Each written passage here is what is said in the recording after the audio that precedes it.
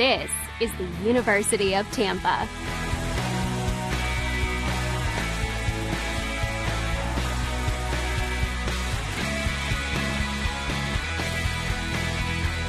Explore your dreams, discover your talents. Get ready to invent, innovate, and be a leader. This is the University of Tampa.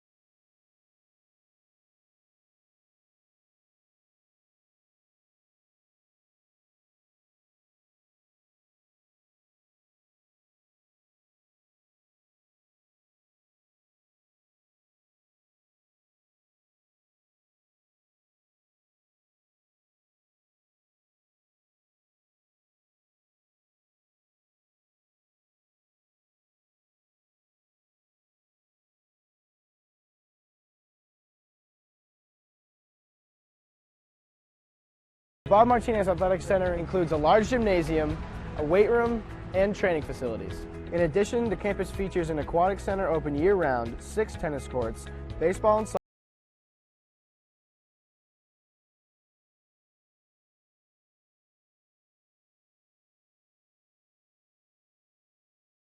Historic Theater serves as a home for all major performances made by UT's Department of Speech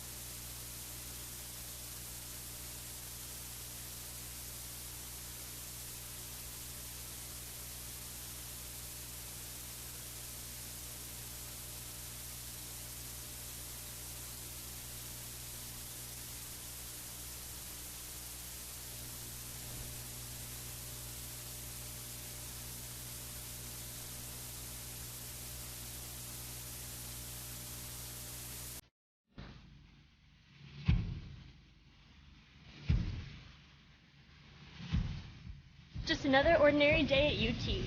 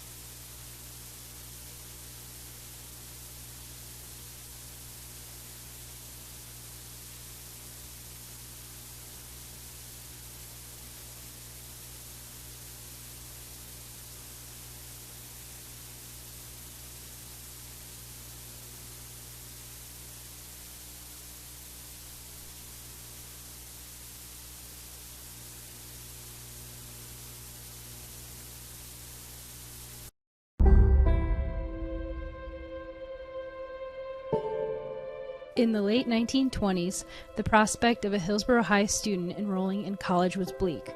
The nation was in the throes of the Great Depression. Businesses were failing, and many of Tampa's beautiful waterfront homes were left abandoned.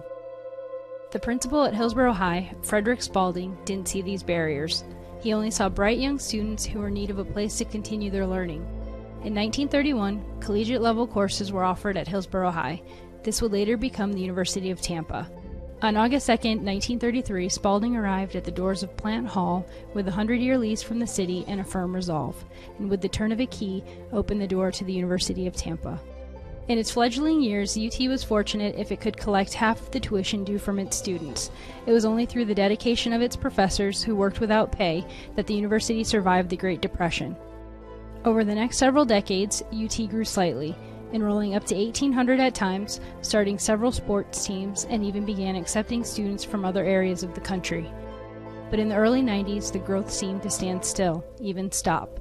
UT needed new life, some passion. UT needed strong leadership. In 1995, Dr. Vaughn became president and UT began to transform. 1,000 UT students has become 7,200, and we are now entering our 17th consecutive year of record enrollment. All the while, UT's academic profile continues to increase. There has been $350 million in new construction since 2000. We have added 7 new residence halls, academic buildings and labs, as well as athletic facilities. Plant Hall even got new carpet and new windows. UT now has more than 3,000 events annually and 200 clubs and student organizations. We have won 13 NCAA Division II championships, and since 2000, Spartan teams have won 35 Sunshine State Conference titles. As a member of the University of Tampa Spartan family, you are a guiding force behind UT's remarkable success. We are alums, students, parents, and friends, and together we are changing lives. We are individuals, yet the greater whole is only complete when we work together. You have helped make UT a vibrant community with growing resources and a superior reputation. Just like in the beginning when professors worked without pay, the spirit of giving at UT remains strong. Last year, nearly $14 million was donated to the university by thousands of generous supporters. When we strengthen education, we strengthen our job force and our nation as a whole. Donations support academics, campus life, and a student's ability to afford an education. Your participation is what matters most and shows that our Spartan family believes in the future of UT. Whatever level of support, your gift is important to us and enables UT to provide the challenging, high-quality education that has defined our university. Thank you for helping UT achieve such great success.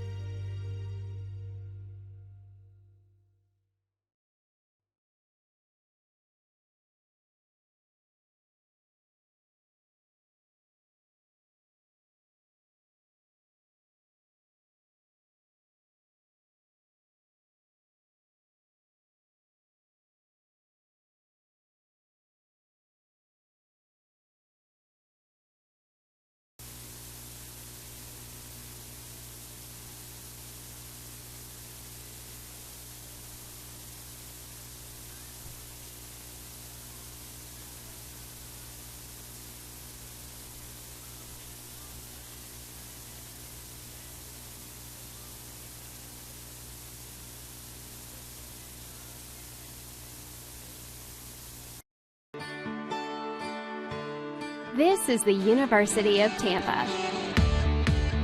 UT students travel from across the nation and around the globe to join a dynamic learning community. There are 150 academic programs, continuing studies for non-traditional students, and a highly ranked graduate school.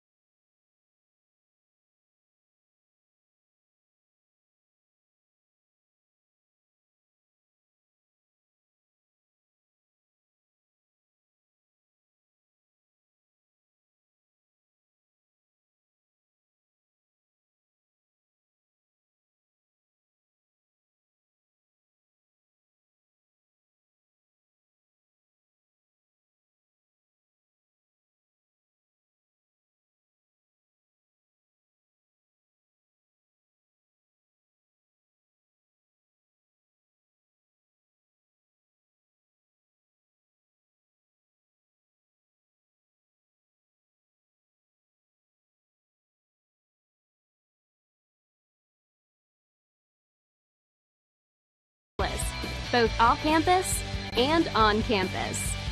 Students live in upscale residence halls and enjoy diverse activities, including performing arts, guest lectures, nearly 200 clubs and organizations, and a nationally ranked NCAA Division II athletics program.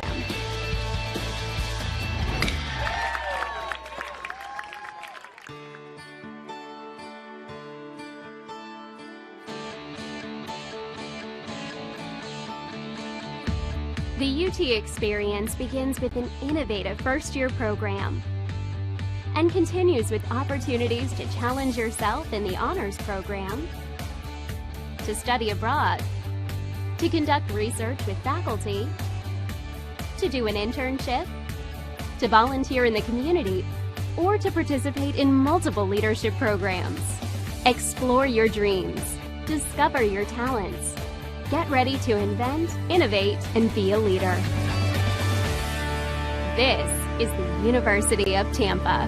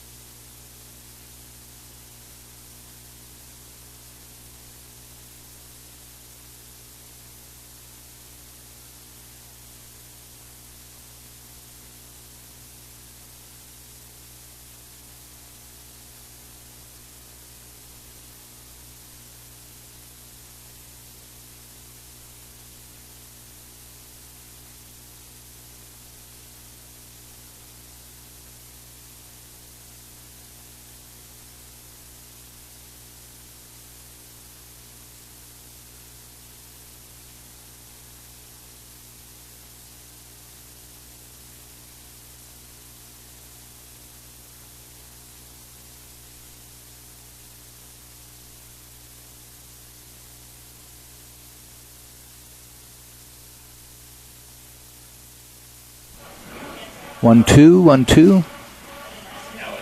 Oh.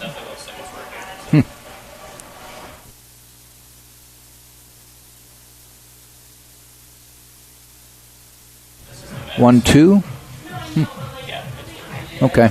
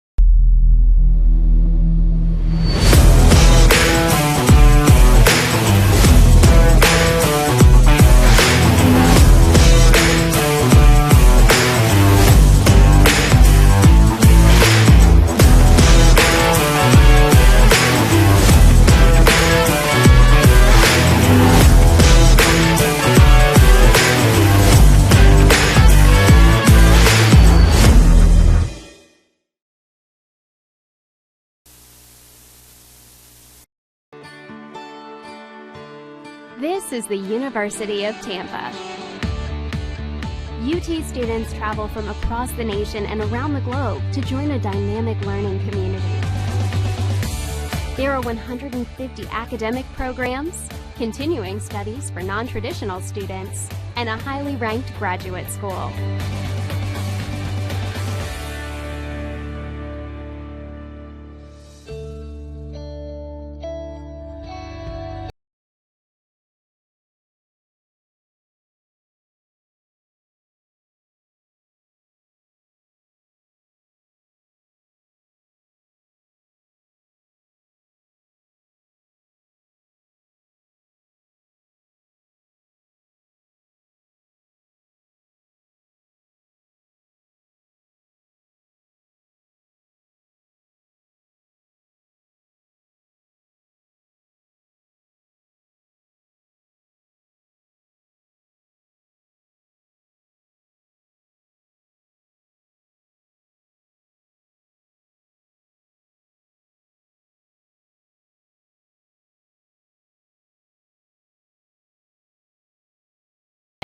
And the recreational opportunities are endless, both off campus and on campus. Students live in upscale residence halls and enjoy diverse activities, including performing arts, guest lectures, nearly 200 clubs and organizations, and a nationally ranked NCAA Division II athletics program.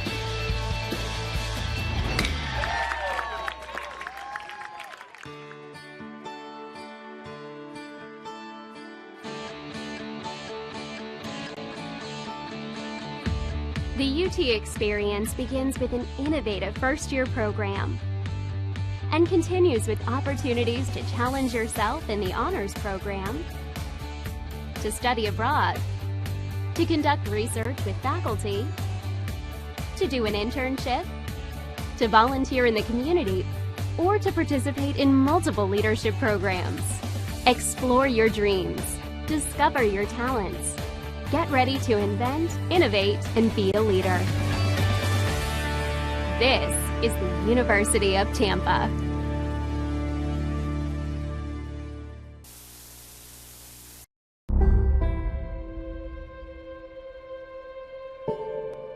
In the late 1920s, the prospect of a Hillsborough High student enrolling in college was bleak. The nation was in the throes of the Great Depression. Businesses were failing, and many of Tampa's beautiful waterfront homes were left abandoned. The principal at Hillsborough High, Frederick Spalding, didn't see these barriers. He only saw bright young students who were in need of a place to continue their learning. In 1931, collegiate-level courses were offered at Hillsborough High. This would later become the University of Tampa. On August 2, 1933, Spalding arrived at the doors of Plant Hall with a 100-year lease from the city and a firm resolve, and with the turn of a key, opened the door to the University of Tampa. In its fledgling years, UT was fortunate if it could collect half the tuition due from its students. It was only through the dedication of its professors, who worked without pay, that the university survived the Great Depression. Over the next several decades, UT grew slightly, enrolling up to 1,800 at times, starting several sports teams, and even began accepting students from other areas of the country. But in the early 90s, the growth seemed to stand still, even stop. UT needed new life, some passion. UT needed strong leadership. In 1995, Dr. Vaughn became president and UT began to transform. 1,000 UT students has become 7,200, and we are now entering our 17th consecutive year of record enrollment. All the while, UT's academic profile continues to increase. There has been $350 million in new construction since 2000. We have added 7 new residence halls, academic buildings and labs, as well as athletic facilities. Plant Hall even got new carpet and new windows. UT now has more than 3,000 events annually and 200 clubs and student organizations. We have won 13 NCAA Division II championships, and since 2000, Spartan teams have won 35 Sunshine State Conference titles. As a member of the University of Tampa Spartan family, you are a guiding force behind UT's remarkable success. We are alums, students, parents, and friends, and together we are changing lives. We are individuals, yet the greater whole is only complete when we work together. You have helped make UT a vibrant community with growing resources and a superior reputation. Just like in the beginning when professors worked without pay, the spirit of giving at UT remains strong. Last year, nearly $14 million was donated to the university by thousands of generous supporters. When we strengthen education, we strengthen our job force and our nation as a whole. Donations support academics, campus life, and a student's ability to afford an education. Your participation is what matters most and shows that our Spartan family believes in the future of UT. Whatever level of support, your gift is important to us and enables UT to provide the challenging, high-quality education that has defined our university. Thank you for helping UT achieve such great success.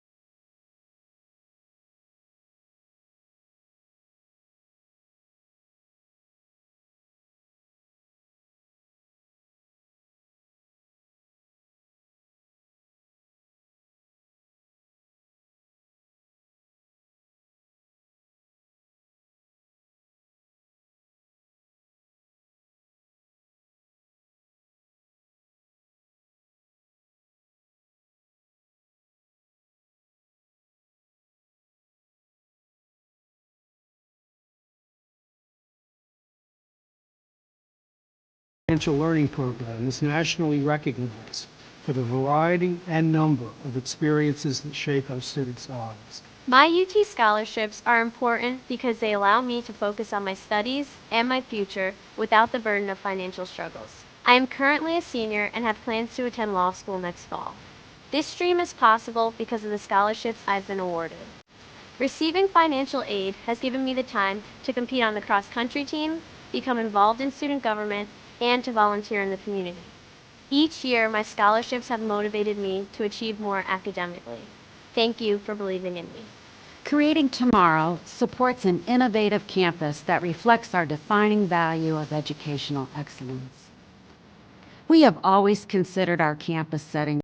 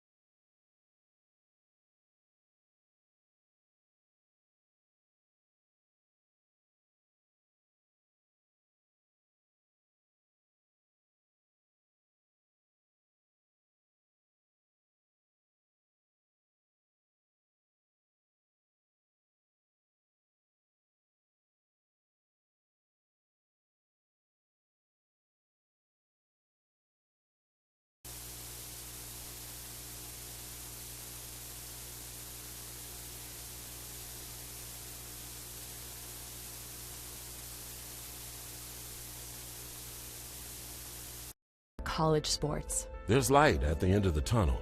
A return to normal, and all we love about sports.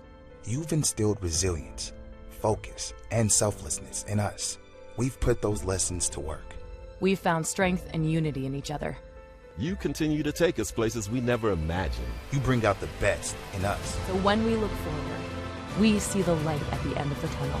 We see a better world for all of us and for college sports.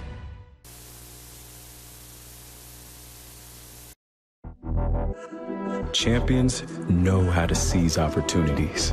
When they see moments of greatness unfold right before their eyes, they push as hard as they possibly can, and then they push harder. Because the heart of a champion never settles, never quits, and never stops giving its all. We are champions. We are Division II. We go big, we give it everything we've got, and we win. On the field, on our campuses, in our communities, for our causes, in our careers. We rise to become champions in everything we do. We are Division II, and there are no limits here. We make our time count. We set our own path. We become champions on our terms. It's time to up your game, because we're here to play and learn. But most importantly, we're here to discover ourselves, our vision, our heart, our drive, to achieve every goal we aim for, because we want to be champions at the highest level, life. At Division II, the opportunities are here. Are you ready?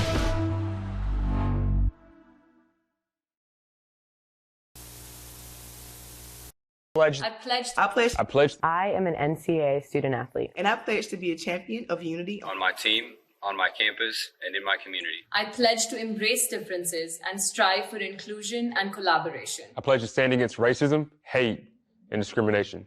I pledge to strive for love, care, and forgiveness. I pledge to stand against silence, deceit, and obscurity. I pledge to strive for dialogue, truth, and understanding. I pledge to stand against fear and doubt. I pledge to strive for trust and belief in one another. I pledge to stand against complacency and stagnancy. I pledge to strive for change and growth. I commit to supporting my fellow student athletes in all circumstances that impact them. I commit to both choosing unity personally and encouraging it for all. I pledge these things because we are stronger together. United as one.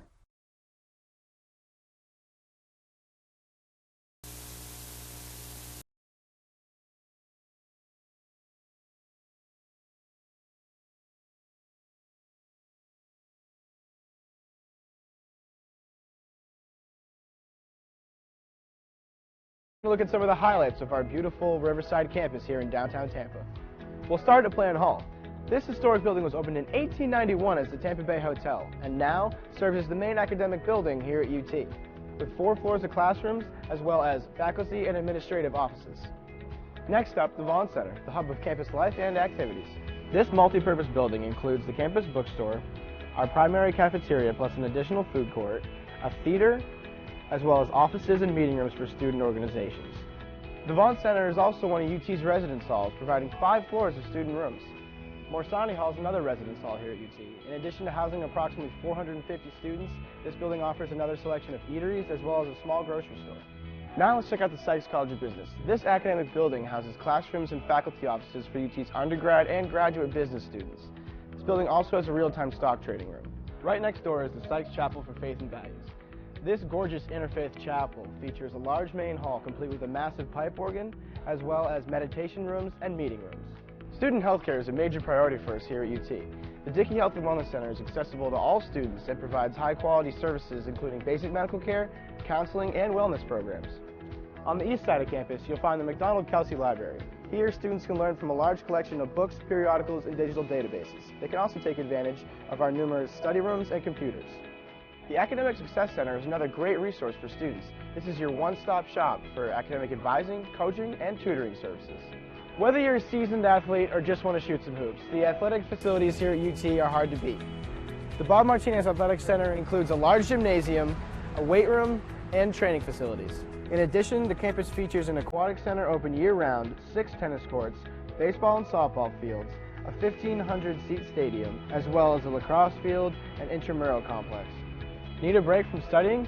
Head to Falk Theater and catch a play. This 1,000-seat historic theater serves as a home for all major performances made by UT's Department of Speech, Theater and Dance, as well as special guests. This is one of UT's newest facilities, the Innovation and Collaboration Building. Here you will find UT's very own Starbucks. In addition, classrooms, cybersecurity labs, study lounges, and the Loth Entrepreneurship Center, designed for student entrepreneurs to launch their startups.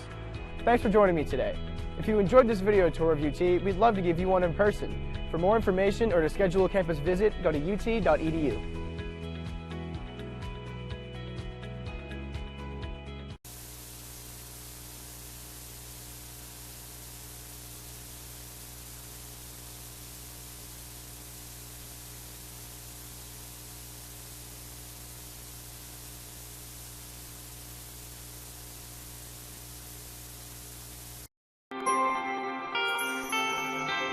It's not about any one thing. It's about how everything comes together, how it all connects. People, ideas, resources, community, everything. Quality of life services. That's what we do. Sodexo.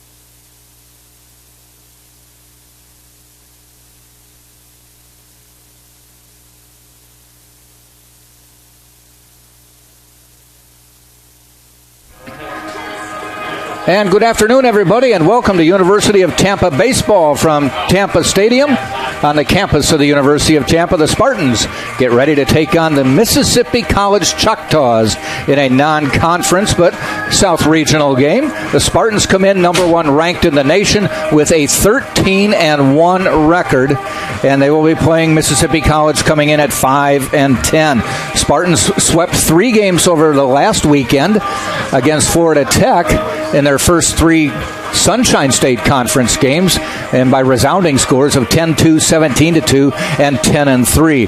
While the Choctaws at 5-10 are 3-3 in conference games, their record is 3-5 on home games, 2-5 on away games at this point.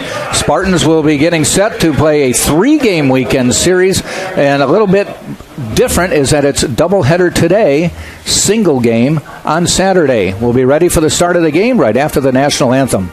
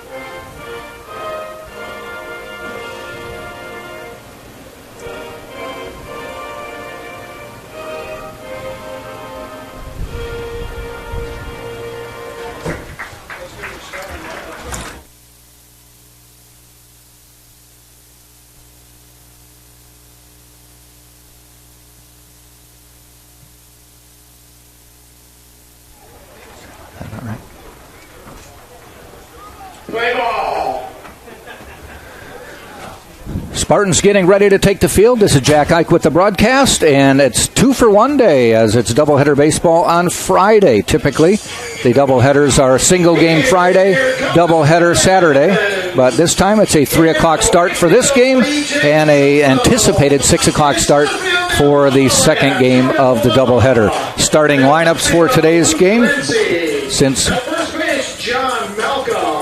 Mississippi College will be batting first. Here is their lineup. They start with number 17 leading off. That is Lane Willis. He is going to be at second base, a sophomore from Chelsea, Alabama.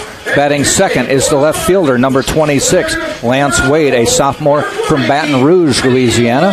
Batting third, the right fielder, number 22, Ken Scott. He is a senior from Meridian, Mississippi. Batting cleanup, the first baseman, number 28, Tristan Tiggert, and he is from Brandon, Mississippi. Batting fifth, the third baseman, number 23, Cody Crivasi, and he is a junior from Watson, Louisiana. Batting sixth is the center fielder, number 3, Marcarius Lee, and he is a senior from South Haven, Mississippi. Batting seventh, the DH, number 4, C.J. Berry. He is a junior from Bossier City, Louisiana. Batting eighth is the catcher, number 5, Matthew Priest, a freshman from Cordova, Tennessee. Batting ninth is the shortstop, number 8, Jackson Breedlove, a freshman from Decatur, Alabama. On the mound, we'll get more about him later, will be the pitcher, number 16, Joseph Cuomo. He is a senior from Canton, Georgia. The battery for the Tampa Spartans will be Hayden Erb, coming in with a 4-0 record. Behind the plate will be number 25, Josh Rulai. To watch the video and get the audio of today's game.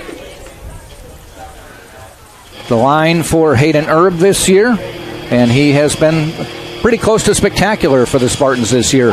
This will be his 5th appearance, his 5th start.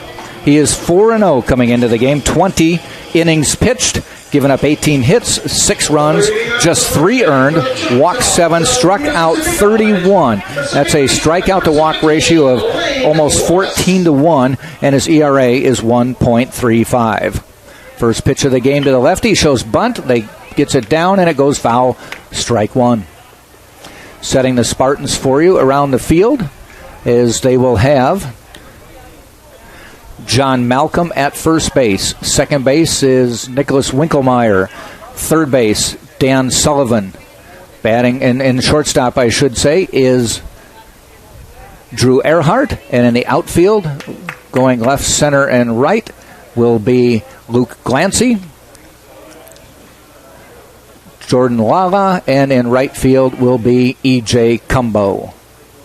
Next pitch is a called strike. Quickly ahead is Herb, 0-2.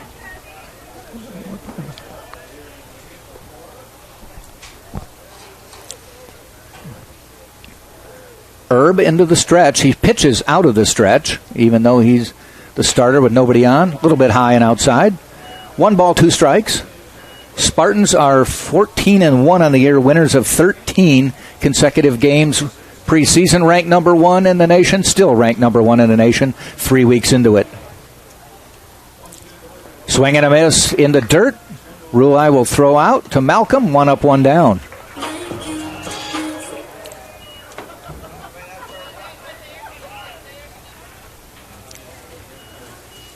Herb adding to that strikeout total. That's 32 on the year now. Lane Wade to the plate. Lance Wade to the plate, I should say. A 400 hitter. Not a lot of at-bats. 20 with 8 hits. Has a double. Couple RBI. First pitch is a ball. Mississippi College from Clinton, Mississippi. Give you some more information on the background of Mississippi College. That pitch is a little low outside. 87 degrees in downtown Tampa, not a cloud in the sky. Hot one in Tampa for this time of year.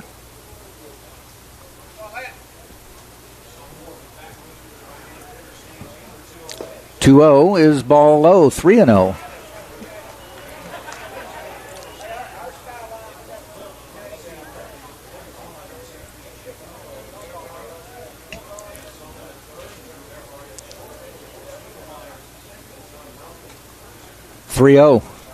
Right down the middle, 3-1.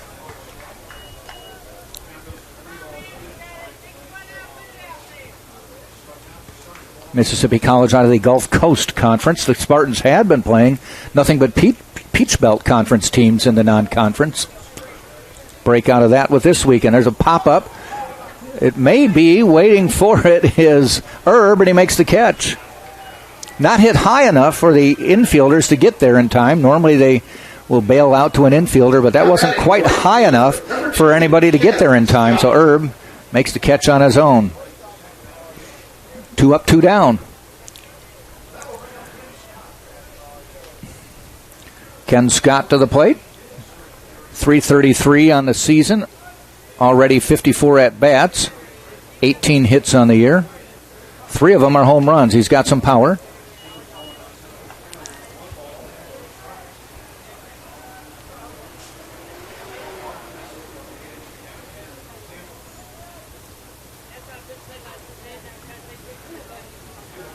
And the pitch.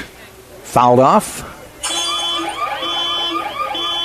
We'll let you know on balls hit down the lines. We have one camera, and it is stationary. So we aren't able to move it left or right, up or down the line. So anything hit down the line, we'll just give you a vivid story on what's going on. 1 ball, 1 strike. Scott at the plate. Herb on the mound. Swing and a miss.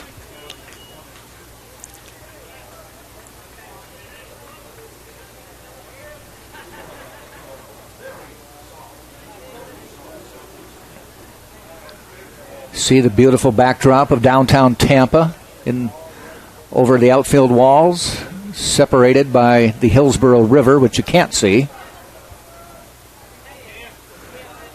1-2, check swing. He did not go.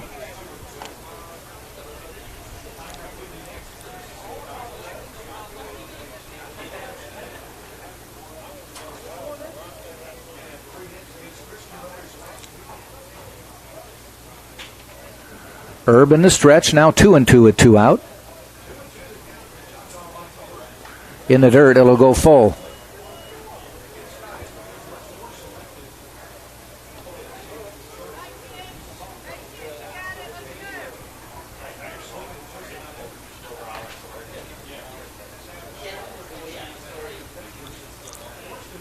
So Herb with a full count now with 2 out.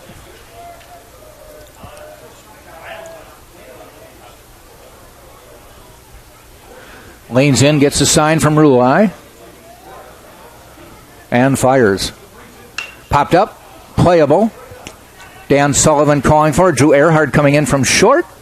Fights off the sun, makes the catch to end the inning. So the Choctaws go 3 up, 3 down, nobody left at the end of half an inning. It is Mississippi College nothing, and Tampa coming to bat with Lala, Earhart, and Cumbo right here on TampaSpartans.tv.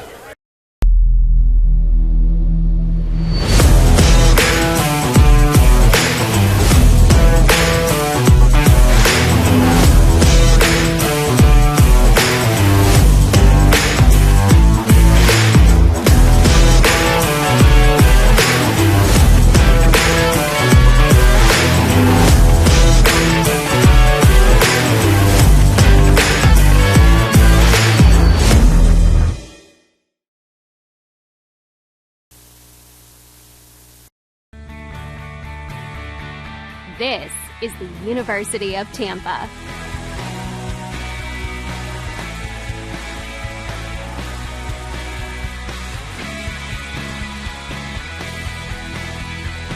Explore your dreams.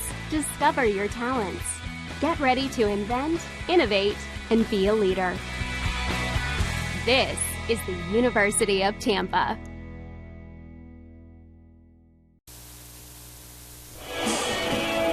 We head to the bottom of the first. The Spartans will send up Jordan Lala, Drew Earhart, and E.J. Cumbo. On the mound for Mississippi College is Joseph Cuomo. He is a 1-3 record. Started 4 games this year and has 1 complete game to his credit. 26 innings pitched, 22 hits, 22 runs. 10 of them have been earned. He has walked 4, struck out 16, given up 5 doubles and a couple home runs on the year. Has an ERA of 3.42.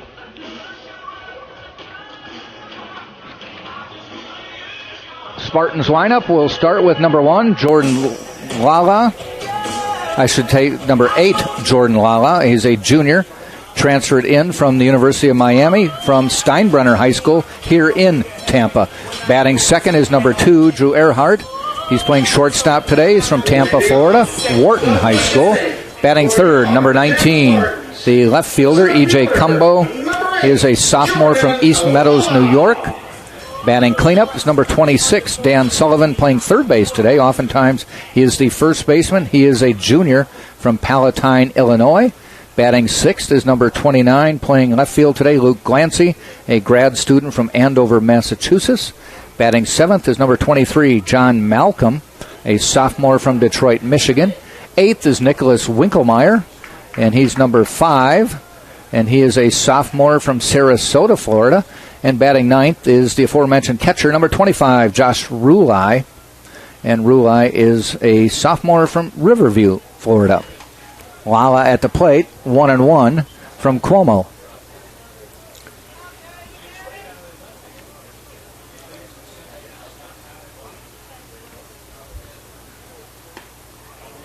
That's a ball, 2-1. Setting the defense for you, it's Priest behind the plate with Cuomo on the mound. Tigert is at first. Willis is at second.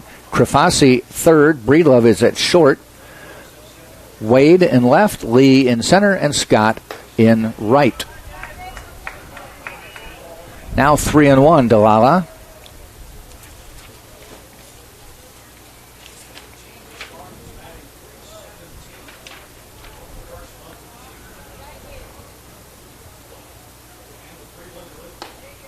And Lala gets a free pass. He came in hitting .349.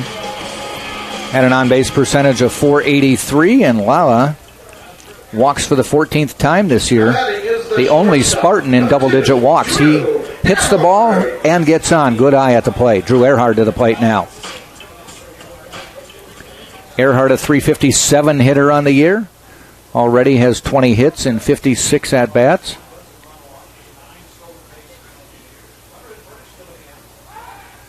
Spartans hitting .317 this year. It's been going up, up, up. .299 2 weeks ago, got it to .302 going into last weekend and had an explosive weekend against Florida Tech, and now hitting .317. First pitch to Earhart. Voila goes. Hit down the line, foul. He'll come back. Might have been a hit and run.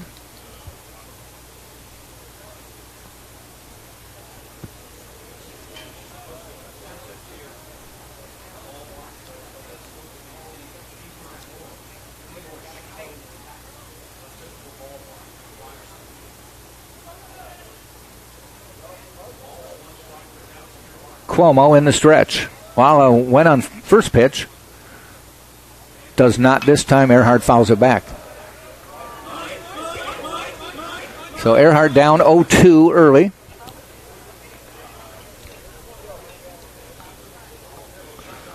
Umpires today are behind the plate Mike Peter, and on the bases is Marvick Gomez on a hot day in Tampa.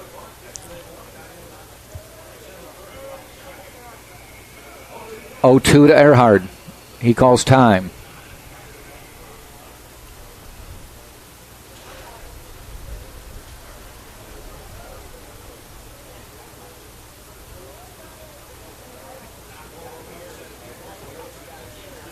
Throw to first.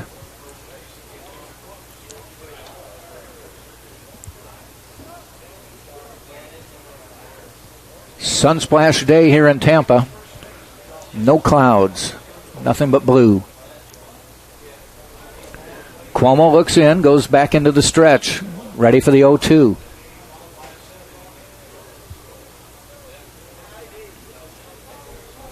And he called timeout, and the umpire gives it to him. Smartly, though, Cuomo continued the pitch. They tell pitchers don't pull back on that. Hurt your arm. E.J. Cumbo on deck for Tampa. And the pitch. Outside, Drew checks his swing. 1 ball, 2 strikes.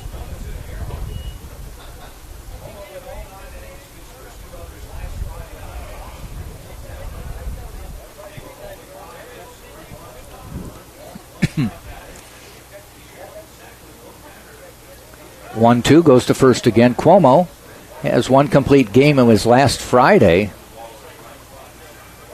And he was the losing pitcher, unfortunately, in a 3-1 game. 1-2. Ground ball out towards short, fielded by Breedlove. Gets one. The relay, double play. They turned that one nicely, the old 6-4-3, and the Spartans now have 2 down.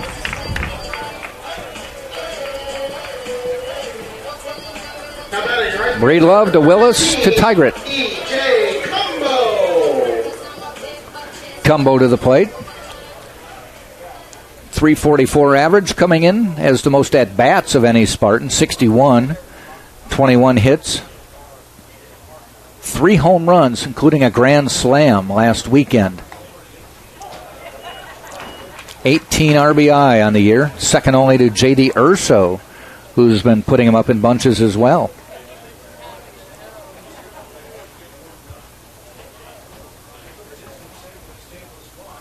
Ground ball foul.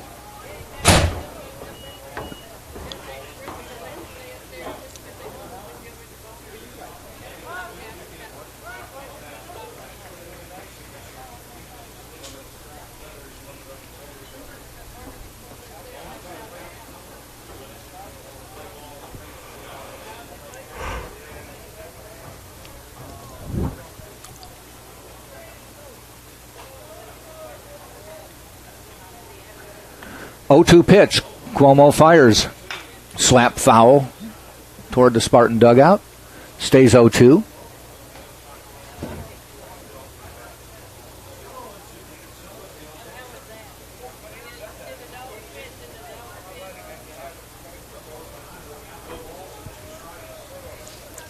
Cuomo back into the windup and fires. Fouled off again.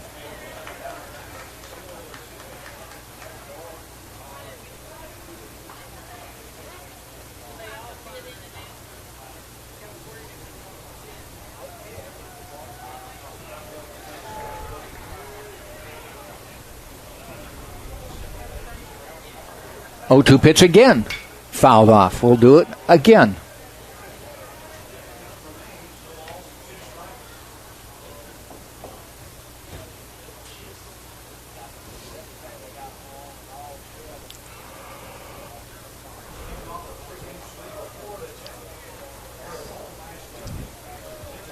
Cuomo gets the sign. Comes up with the 0-2. Popped up and again fouled out of play. Cuomo and Cumbo having a little battle at the plate here.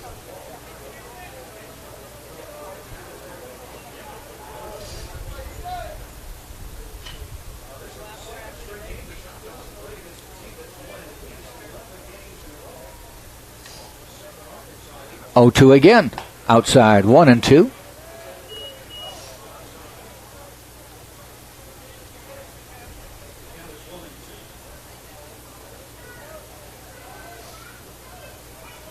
And the pitch. Popped up. Is it in play? Scott coming over near the bullpen. No. It hit the, I don't know if it hit his glove or hit the padding out by the bullpen, but it bounced away. And Cumbo is still at the plate. Went all the way to the fence that goes around the park. If you look out into the outfield, you see the outfield wall with the red banners and the green in center field. But then you see some pillars going up behind them. And there's about a 100-foot fence surrounding this ballpark, because this ballpark is surrounded by parking lots, dorms, and some busy streets. So they are doing their best to keep as many balls in play or in the field as they can. Occasionally they'll get out of here. Cuomo looks at one in the dirt. I've never seen anyone hit a ball, a home run anyway, over the big fence. I've seen it done in batting practice.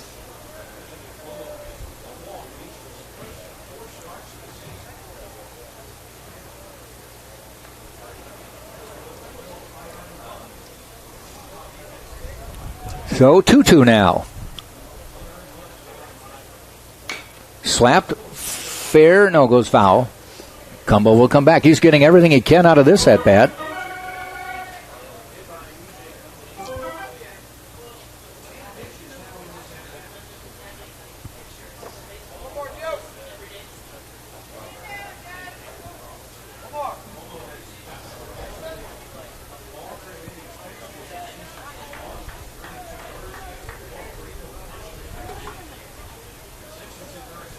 Cuomo back on the bump. Looks in, gets his sign. Here's the 2-2. Fouled off again.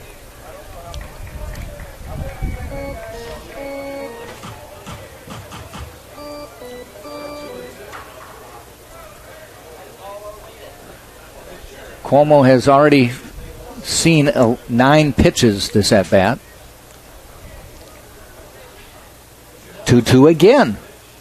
That looked good, and he goes down on a called third strike. So Cumbo loses the battle to Cuomo to end the inning. We have played one full, and it is no score. Tampa and Mississippi College right here on TampaSpartans.tv. College sports. There's light at the end of the tunnel. A return to normal, and all we love about sports. You've instilled resilience, focus, and selflessness in us. We've put those lessons to work. We've found strength and unity in each other. You continue to take us places we never imagined. You bring out the best in us. So when we look forward, we see the light at the end of the tunnel. We see a better world for all of us and for college sports. Top of the second we go. Spartans, as we mentioned, coming in 14-1, winners of 13 straight. They opened the season on the road up at Georgia College up in Milledgeville, Georgia. Won the first game but lost the second one 5-4. and then have not lost since. They are in the midst of a 16-game homestand. This is game number 12.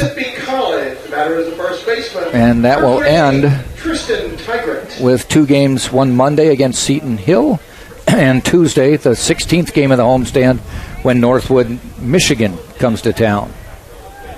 Spartans will finally get on the road at Nova Southeastern next Friday. There's a base hit. Oh, no, right to Cumbo. Looked like it was going to fall in, but Tigert lines to Cumbo in right field. 1 up, 1 down on 1 pitch. Pretty strong wind blowing in from left field will knock down any well-hit ball to left. Brings the third baseman, Cravasi, to the plate. First pitch a little bit inside.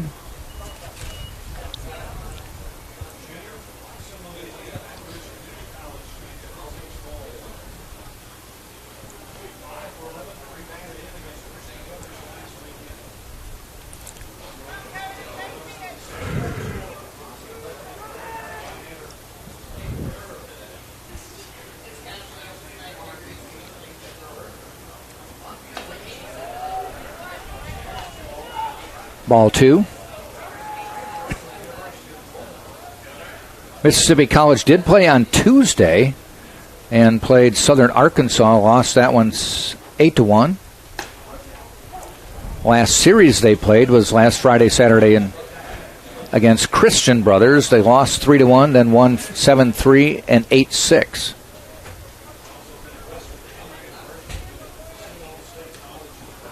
Two balls, 1 strike from Herb. Popped up, heading out toward left field. Lala coming in. Earhart drifting out.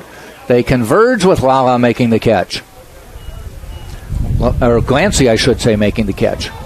Lala had been the left fielder all season long. Last weekend, Jose Cadenas kind of tweaked a muscle in his leg as a precaution, just resting.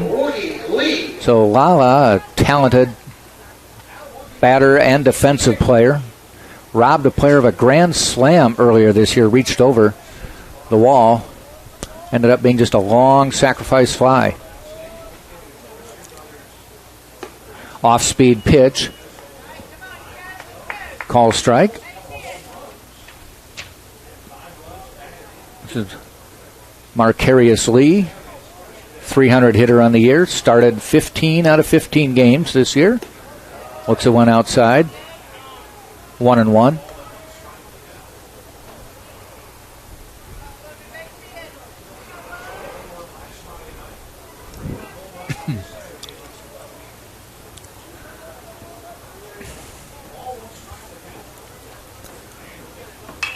Fouled off.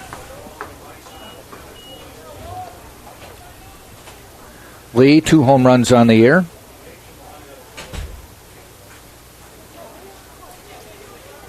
Mississippi College has 8 home runs total on the season. 3 of them belong to Scott. 2 of them belong to Lee. Ground ball out to Earhart. Takes a nice Sunday hop. Throws him out to Malcolm. Another 3 up, 3 down. Quickly the Spartans take care of business in the top of the second. So we played an inning and a half. Spartans will send up Sullivan, Urso, and Glancy. And we'll be right back on TampaSpartans.tv.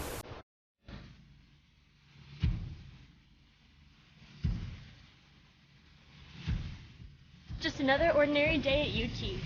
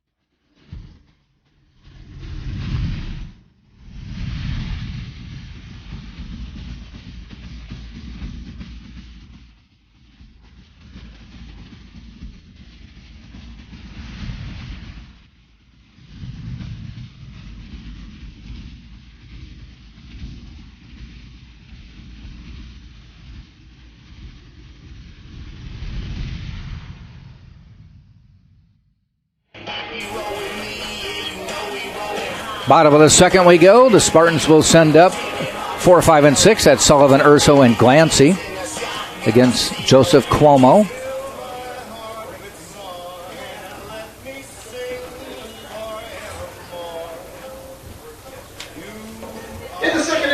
Sullivan, 3 home runs on the year, tied with Cumbo for the lead in that department.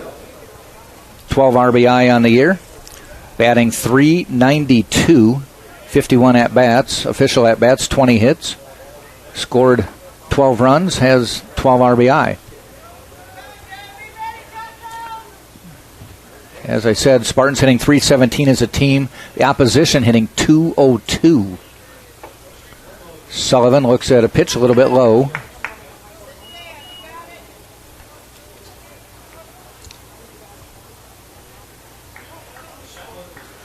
So with those averages, .317, .202, you can tell the Spartans hit well, but their pitching doesn't give up much.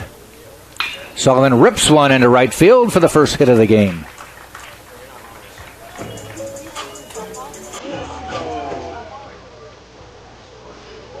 J.D. Urso to the plate now.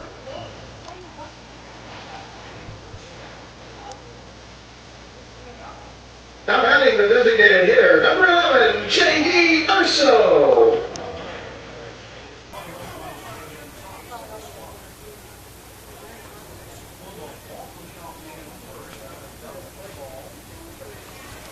Urso steps in. See what his dad, Joe Urso, tells him to do on the first pitch. Swinging away a little bit inside.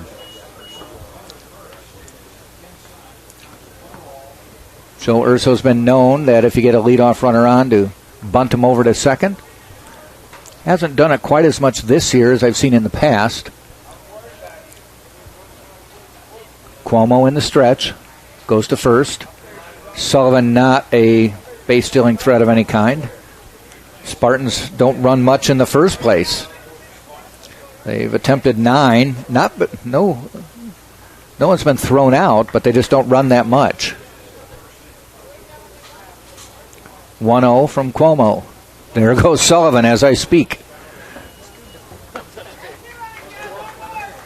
So I think the 2 times we've had runners going, they've been hitting runs, but the pitches have been a little bit hard to handle and just fouled them off.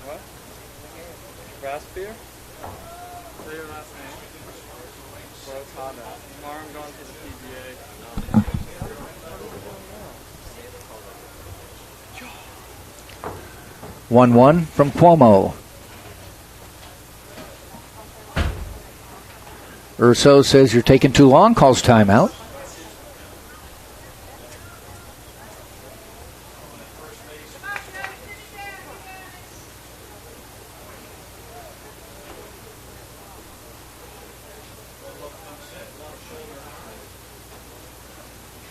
And the pitch. Ground ball out to third, fielded by Cravasi. The return throw, another double play, wipes the Spartans off the base paths.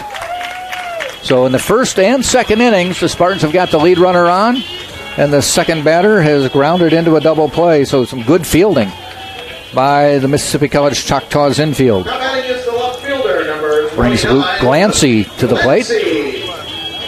Glancy, this will be only his 25th at-bat of the year, has 6 hits, .250 batting average.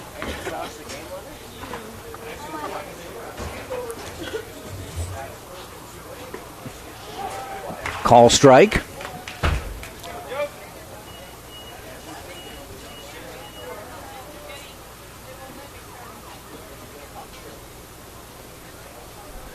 John Malcolm on deck for the Spartans.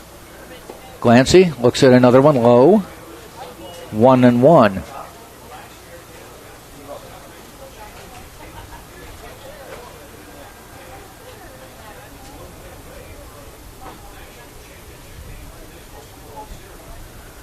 Cuomo out of the windup.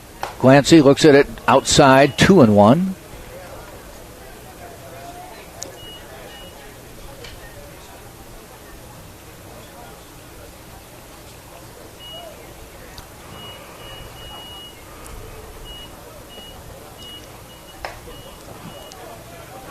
That one is outside and high. Runs it to 3-1.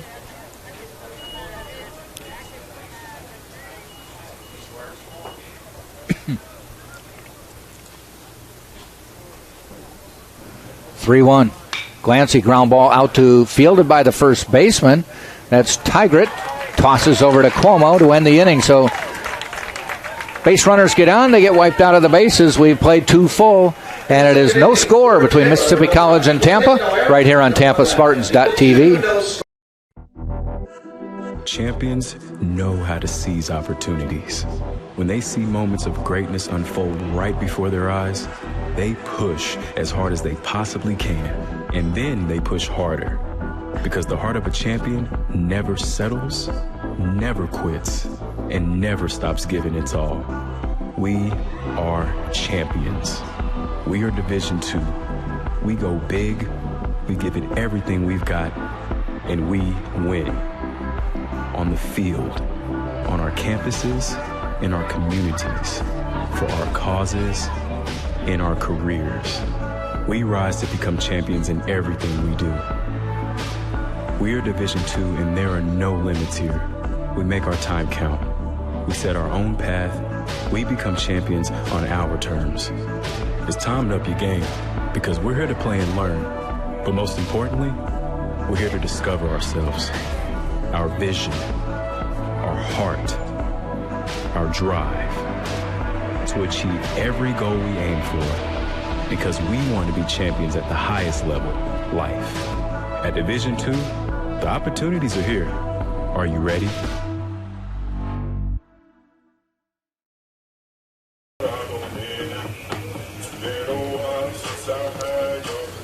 Top of the third we go. Mississippi College will send up 7, 8, 9. That's Berry, Priest, and Breedlove. Hitter number 4, C.J. Berry.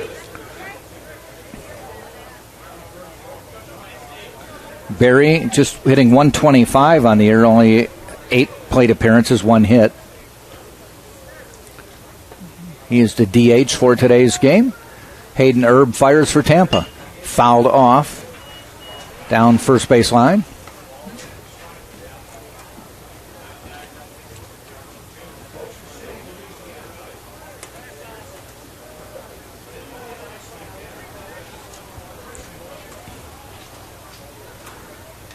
Dan Sullivan playing way off the line at third base for Berry. The pitch. Catches the outside corner, and Erb is ahead 0-2.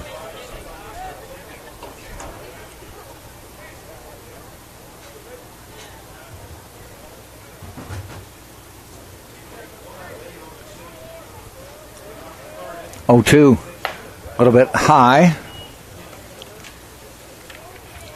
As we said, doubleheader today. Tomorrow, the single game starts at 1 to end the series. Bouncer into Rulai, smothers it, 2-2.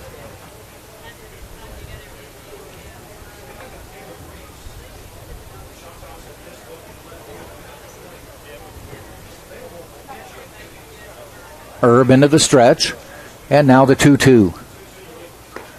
Just missing inside, 3-2. So he's gone from 0-2 to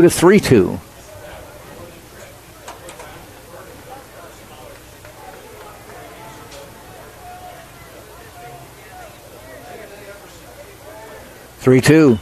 Tap foul. Comes bouncing back near the first base bag.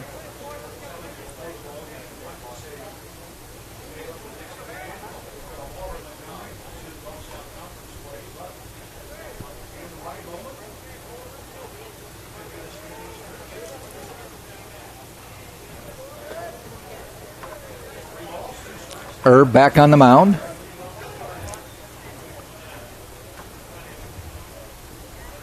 And the 3-2 again. Ball 4, walked him.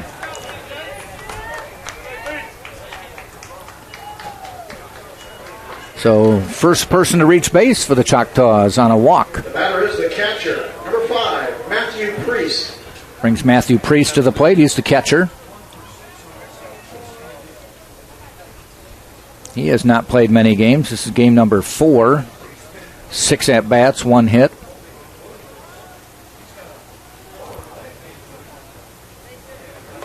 So now Herb has a base runner to watch for. They show bunt, pull it back.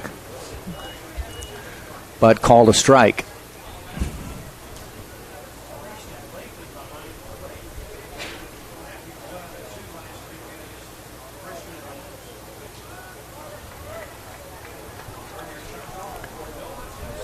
Herb sets.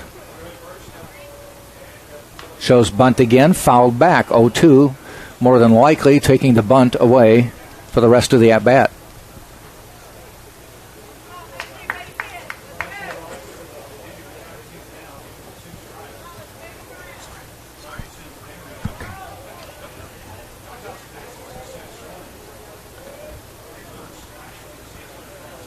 Barry with the lead off of first. Herb on the 3-2 pitch. Catches the outside corner. Strike 3. Nice little curveball by Herb.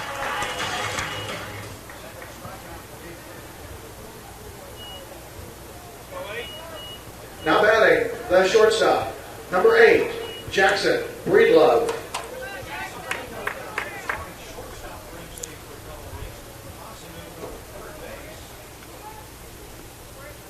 Brings Breedlove to the plate. Jackson Breedlove.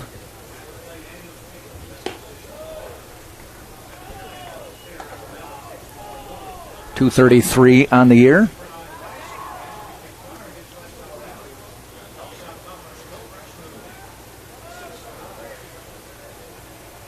I think that's .332 on the year. Down the middle but low. 2-0 now.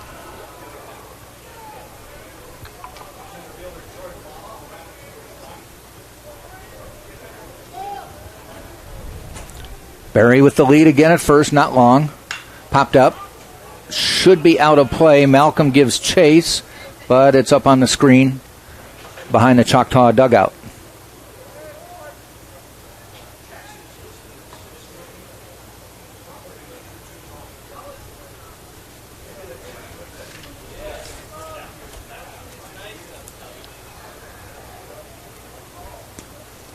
Mississippi College is in Clinton, Mississippi. It was founded in 1826 and is the second oldest Baptist-affiliated college in the United States and the oldest college in Mississippi.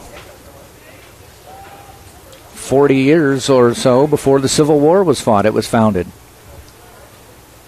Swing and a miss.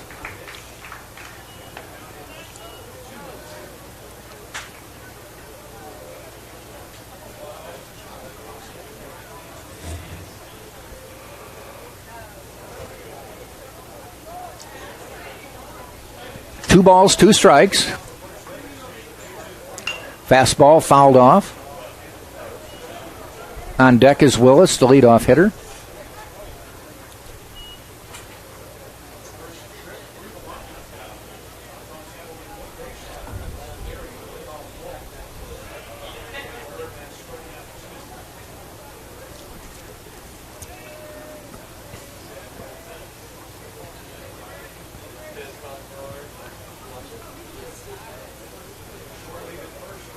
Herb sets again.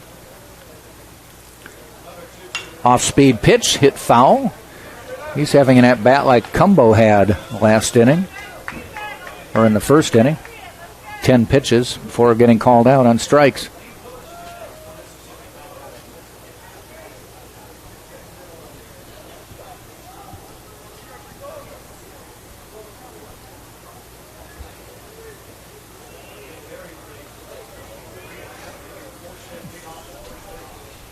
We'll do the 2-2 again. Popped up. This one is playable. Malcolm coming into foul territory makes the catch for the second out.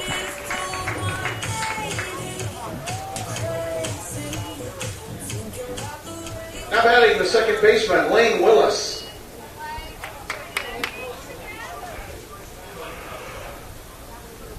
Brings Willis to the plate. 0 for 1 today, struck out his first time up.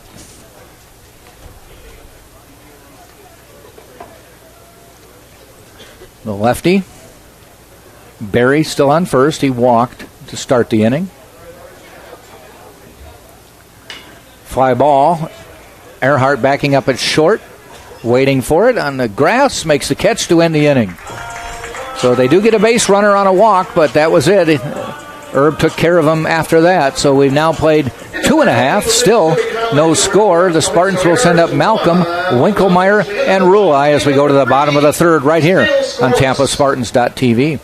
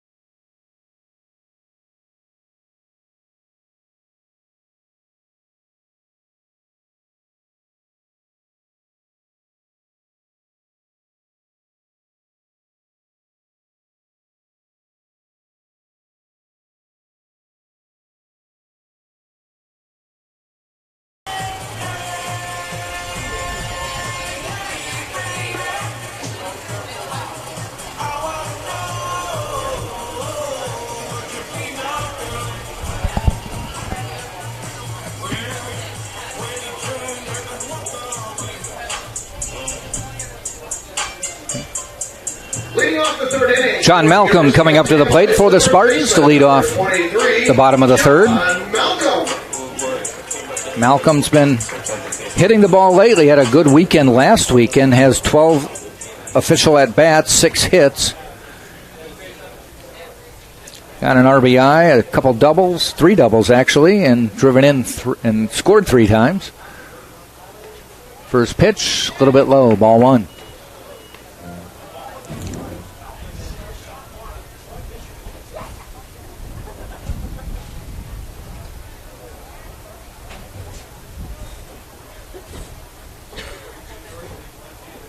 Cuomo fires. Big swing and a miss.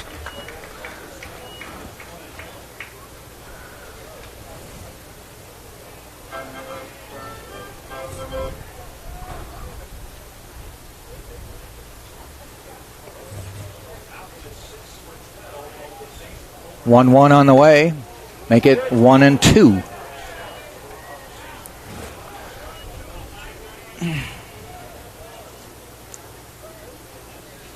Spartans picked up the power last week and now with 11 home runs as a team.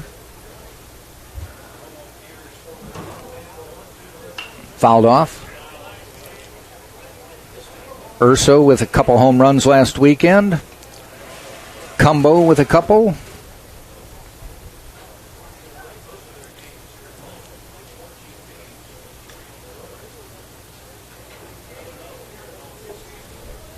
One ball, 2 strikes. Malcolm waits. Here's the pitch. Taps it foul, stays alive. Couple shadows, not really coming into play yet, but you can see a light standard now putting little pitchforks on the mound, it looks like. The bleachers, the cover on the bleachers starting to creep toward home plate.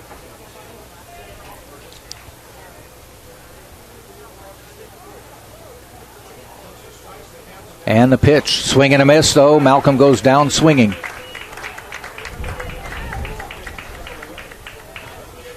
First. Now batting the second baseman, number 5, Nicholas. Strikeout number 2 for Cuomo on the day. 36 pitches thrown so far. Brings Nicholas Winkelmeyer to the plate. Batting .314 on the year, 35 at-bats, 11 hits. Scored 12 runs. Has a homer. First pitch is a ball.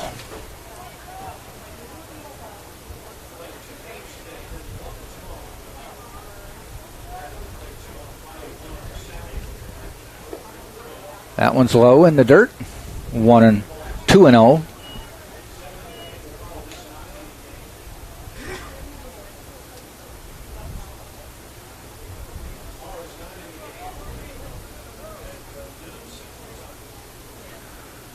Pitch. Fouled off. 2 balls, 1 strike.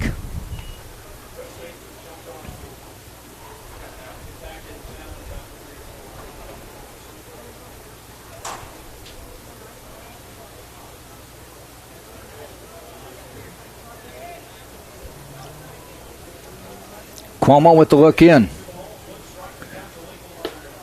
And a little bit low, 3-1.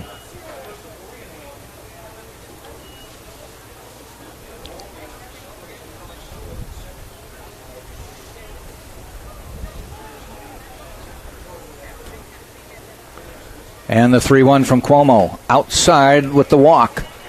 So the Spartans had gotten the leadoff hitter on in the first 2 innings. Did not this time, but do get a runner on, so they've had a runner on every inning so far. The catcher, number 25, Josh Rulai. Number 9 hitter, Josh Rulai to the plate. When the Spartans have had base runners in the first 2 innings, they've been wiped out by double play balls. We'll see if Rulai can buck that trend here with Winkelmeyer on base. Little throw over.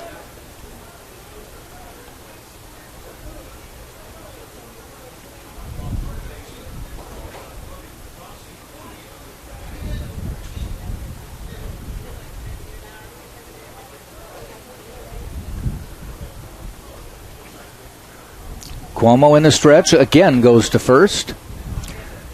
Gave him the B move on the first one and up that one to like the A- move. Spartans not taking a big lead, though they have tried to pull off a couple hit and runs when they've had runners on.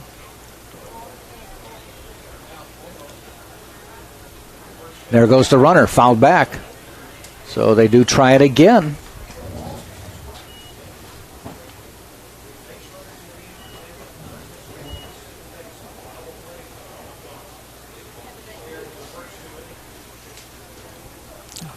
Oh, 2 now.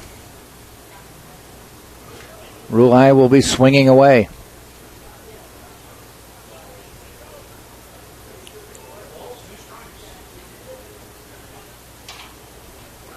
Again, a toss over.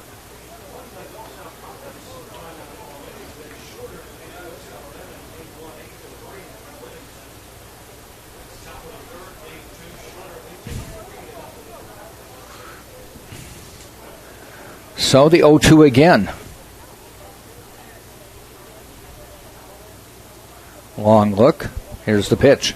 Rulai swings and misses. Well, they were showing 0-2.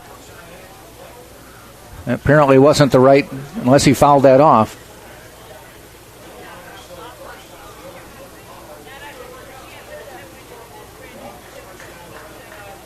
So Rulai still at the plate. It must have been fouled, tipped. Because he swung at it. Catcher caught it. That should have been a strike. Ground ball out to second.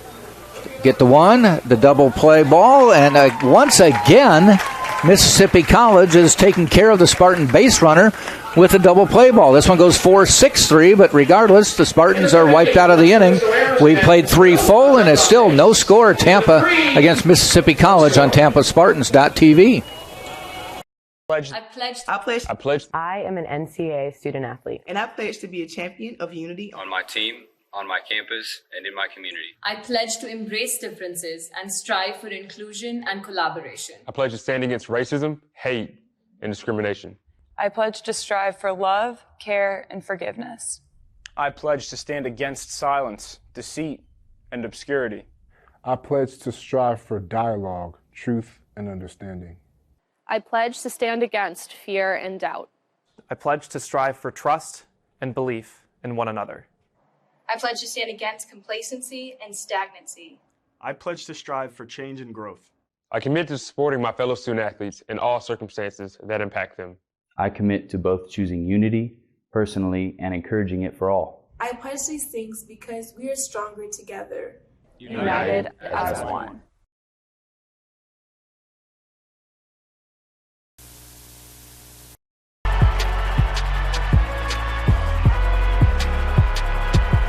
Number 32, Kyle Hornsby.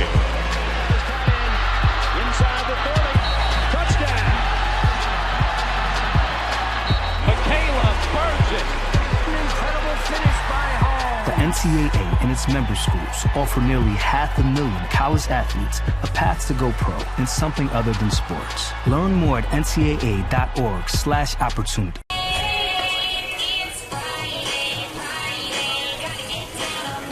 Top of the fourth we go. We're moving right along here. It'll be the 2-3-4 hitter, Wade, Scott, and Tigert. Spartans have put runners on base in every inning and then got them all 3 times wiped out by the double play. A couple 6-4 threes, and the last one was a 4-6-3. Wade at the plate, 0 for 1. Popped up to Hayden Erb, the pitcher.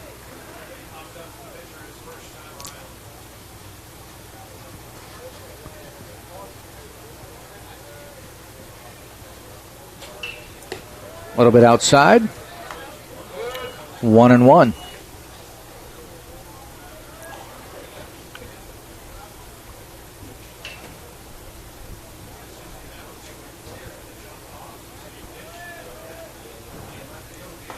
Inside, 2-1.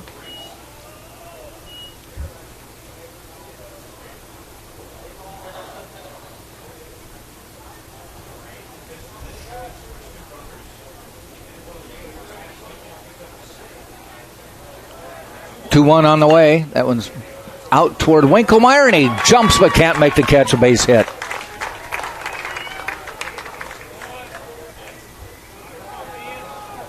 Winklemeyer extending as high as possible, but out of his reach. So Wade reaches base, brings up Scott to the plate. Scott popped out to Drew Earhart at shortstop, his first time up.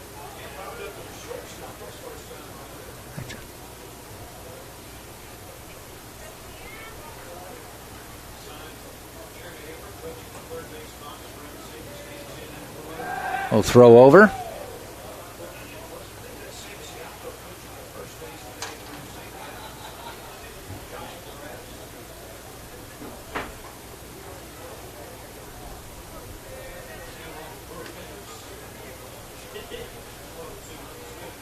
And the first pitch, ground ball, base hit down the line.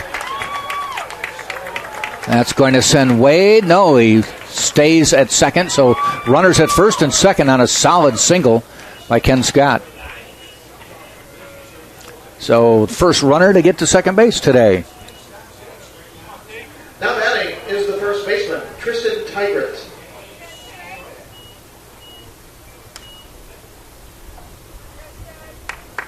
Brings Tristan Tigert to the plate. He flew out to Cumbo his first time up. A line shot out to EJ. So now, runners at first and second, nobody out here in the fourth. Ball outside. Malcolm, first base, touching the grass. Outfield is pretty shallow, as we're only in the fourth, but we've got a little pitcher's duel going on here, so coaches know they better keep it close. Swing and a miss, ball outside and in the dirt.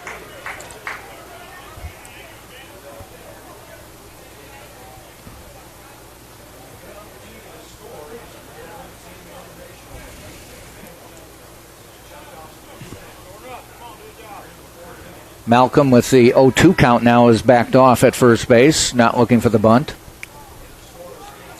Tigert Waits. Here's the pitch. Runners go. Bounces past Rulai, and the runners will move up to second and third.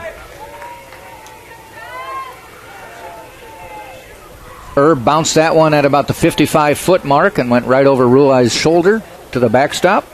Runners moved up. So a definite scoring threat with 2 in scoring position. Nobody out. Top of the fourth. And 1-2 count on Tigrit. He takes time.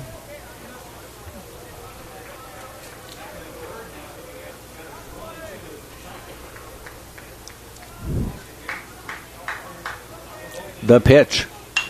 Fouled off. Stays 1-2.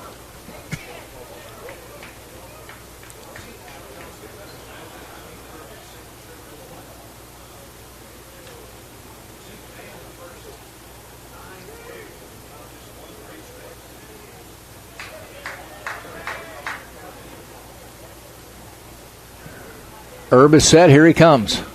Off-speed pitch. Base hit. That'll bring 1 in. Wade scores. Scott goes to third. And on first base is Tigert with the single between short and third.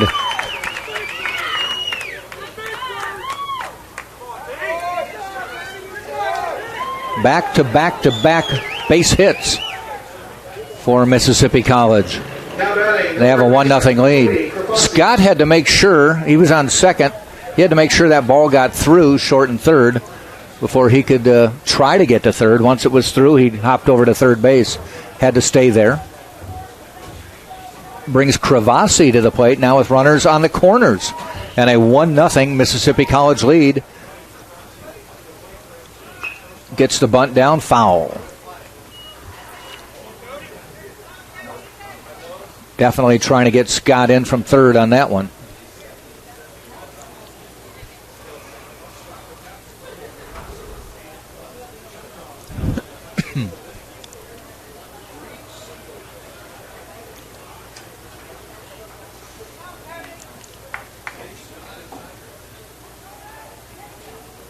Erb in the stretch. Runners on the corners.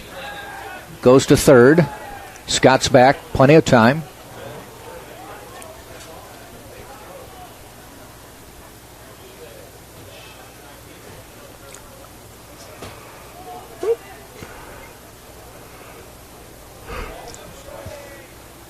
Oh, 1 pitch. This time he goes to first.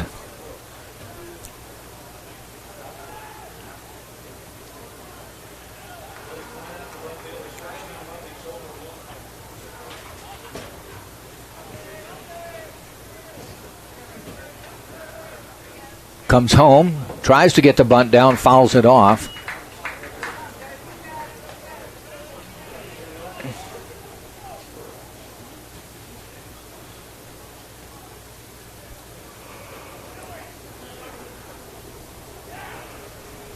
So Mississippi College strikes first in this game, takes to the 4th inning, but they have the lead. Still nobody out in the 4th. And the 0-2. Ball high.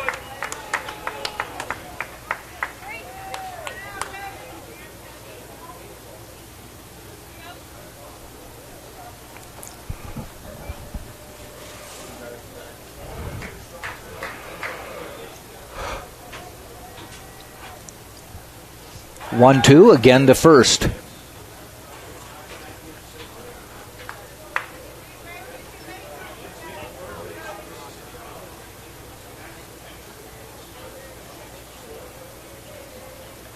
Tigert has not attempted any stolen bases this year. Choctaws have only done 7. And there's a called strike 3. First out of the inning as Cravasi goes down. The center fielder, Woogie Lee. Marcarius Lee to the plate now, a 300 hitter. He grounded to Earhart at short first time up. Spartans now back at double play depth. Swing and a miss.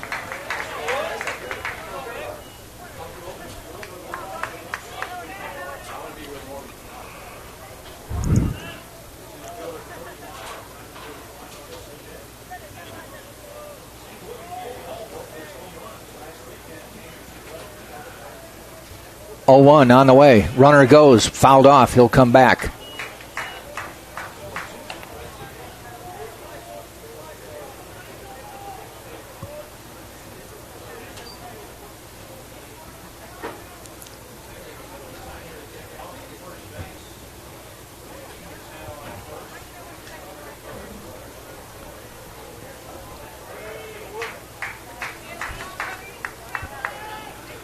So it'll be an 0-2 pitch coming up from Herb to Lee. Runner first goes, bounces it into the dirt. Rulai stops it, but Tigert able to get to second, so now runners at second and third again. 1 out.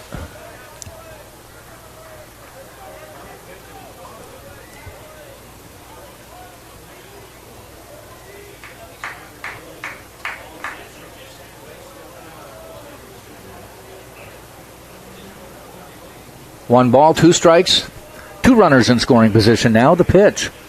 Ground ball, fair ball. That'll bring in at least 1. They're sending the runner from second. Scott scores, Tigert scores, and it is a 3-0 Mississippi College lead on a double by Marcarius Lee.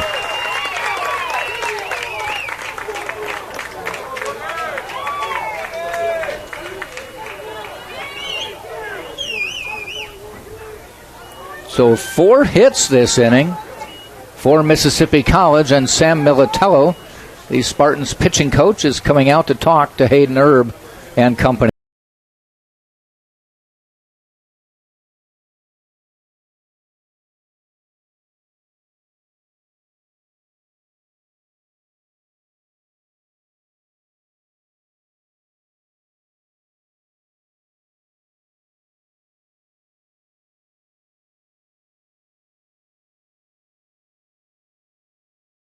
Goes on, started strong.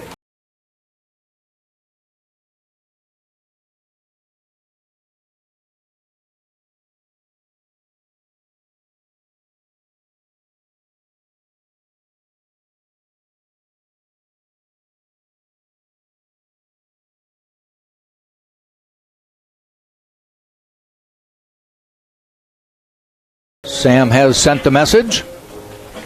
The designated hitter, C.J. Berry. Brings Berry to the plate, the DH. First base runner of the game for Mississippi College. He got on with a walk.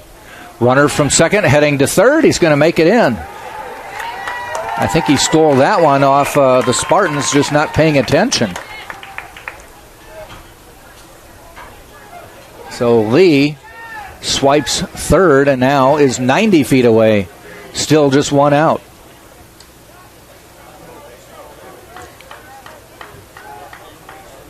One ball to Berry. Pops it up. And it looks to be out of play. It is, up on the screen.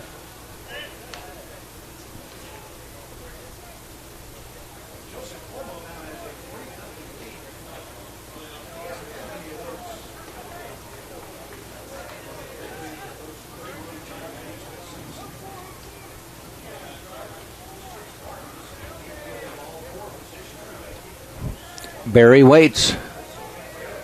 Herb fires. Way upside. That may score.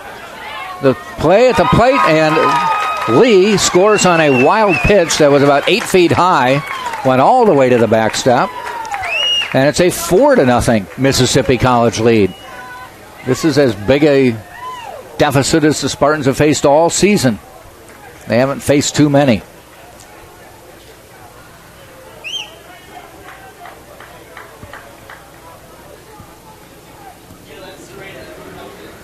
So nobody on now. Spartans getting some bullpen action going quickly. Have a lefty down there. There's a strike call.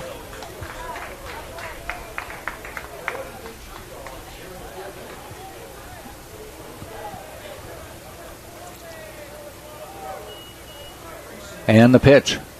Ball high. Now 3-2 on Berry, who walked his first time up.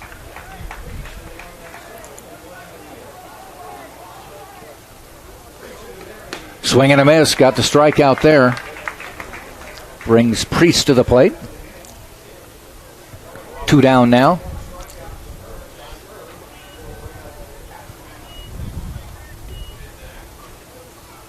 The catcher, Matthew Priest. Priest struck out, looking. That's popped up. Malcolm drifts over into foul territory, but it's going to be up on the screen.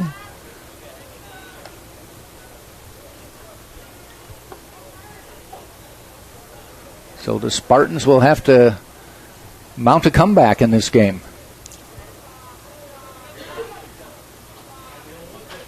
A little bit low.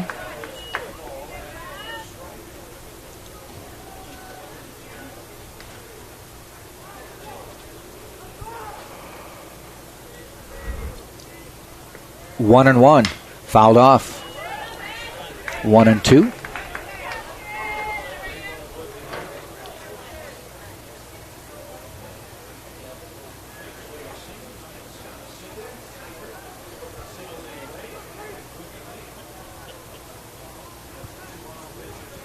One, 2 on the way. Down the middle, strike 3. And the inning is over, but Mississippi College comes up with 4 runs, 4 hits. Everybody who got on scored, and at the end of 3.5, it is Mississippi College 4, the Tampa Spartans nothing, right here on TampaSpartans.tv. This is the University of Tampa. UT students travel from across the nation and around the globe to join a dynamic learning community. There are 150 academic programs, continuing studies for non-traditional students, and a highly ranked graduate school.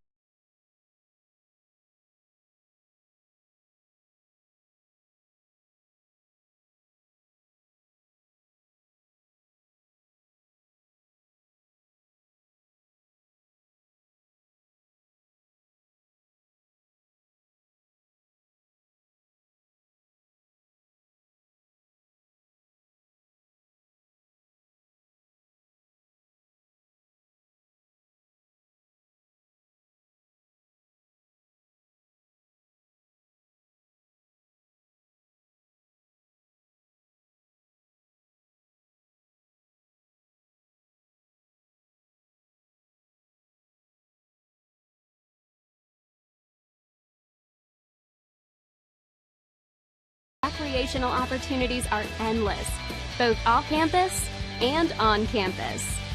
Students live in upscale residence halls and enjoy diverse activities, including performing arts, guest lectures, nearly 200 clubs and organizations, and a nationally ranked NCAA.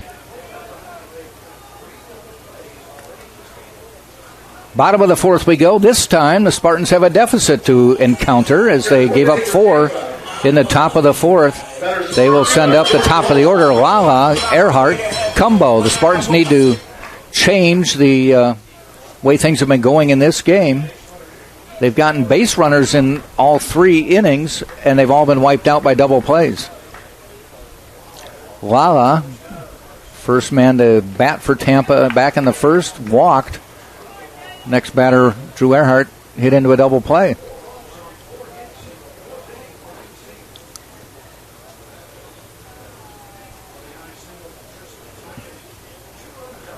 Cuomo fires. Lala looks at a ball, 1-1.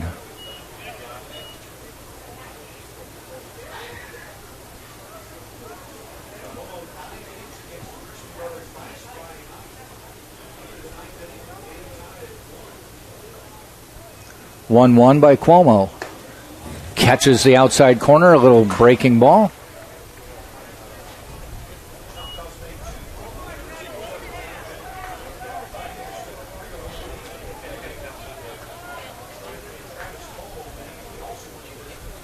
One, 2 on the way. Lala fouls that one off.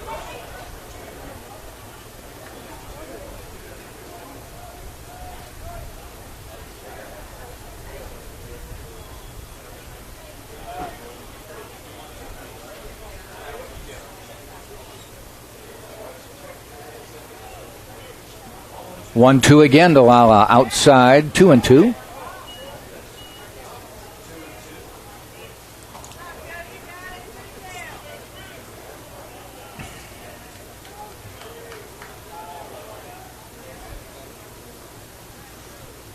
Two on the way. In the dirt, full count.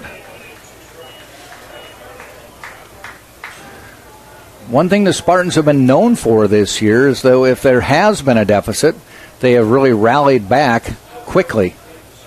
They have not been down by 4 runs, though. There's one ripped out into center field, but giving chase is Lee, and he makes the catch.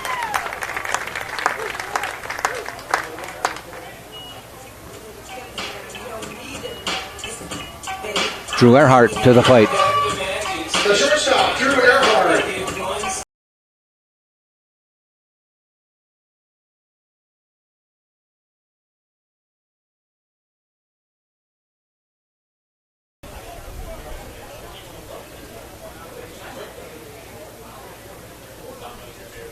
And the first pitch, call strike.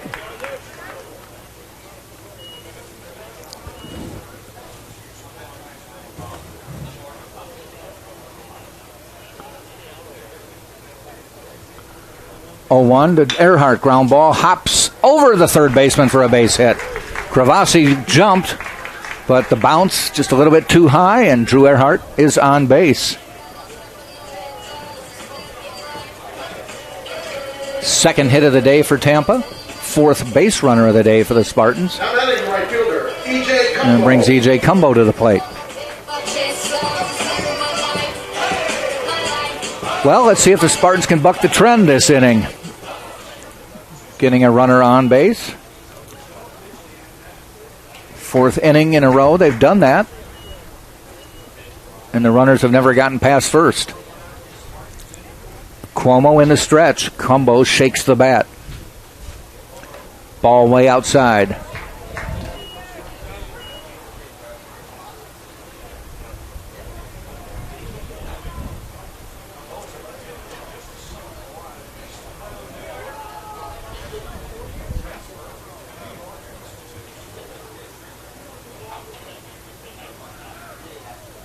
One-0 pitch. Outside, 2-0.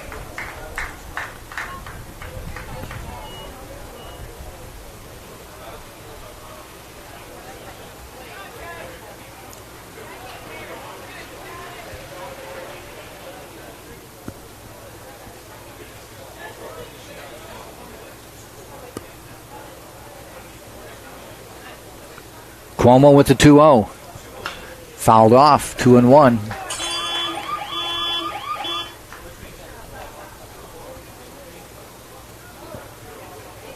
Well, it was a cloudless day to start the game. Now there's a few clouds drifting in.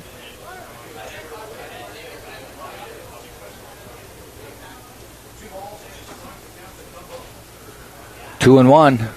Earhart on first. They throw to first.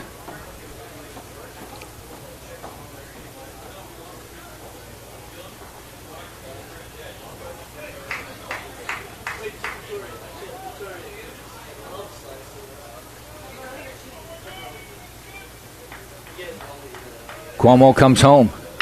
Cumbo rips it for a base hit into right field. Earhart's going to round and stay. Runners at first and second, back to back. Base hits for the Spartans. Now batting the third baseman, Dan Sullivan.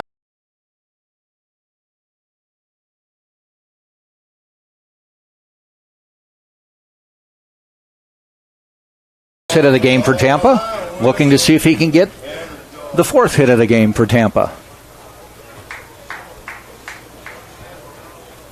Runners on first and second. First Spartan to reach second base today on back-to-back base hits.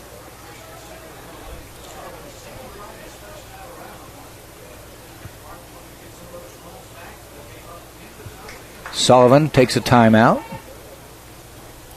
Now steps back in.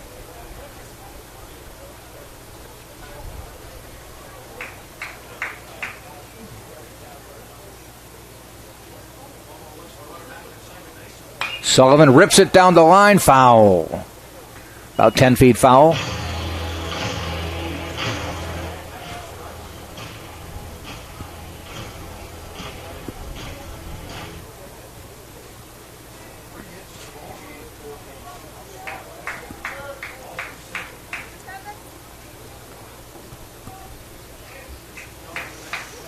One ball, or one strike, I should say, with one out. 2 runners on, first and second, and a 4-0 Mississippi College lead over Tampa.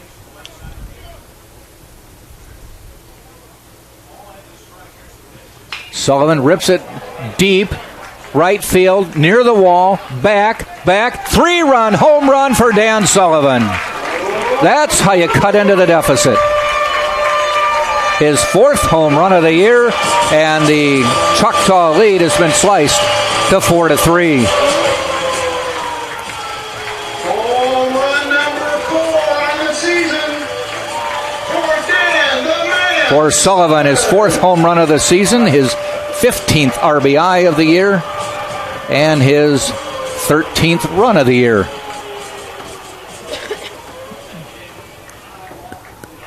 And a quick mound visit just to make sure Joseph Cuomo isn't rattled by that before J.D. Urso comes to the plate.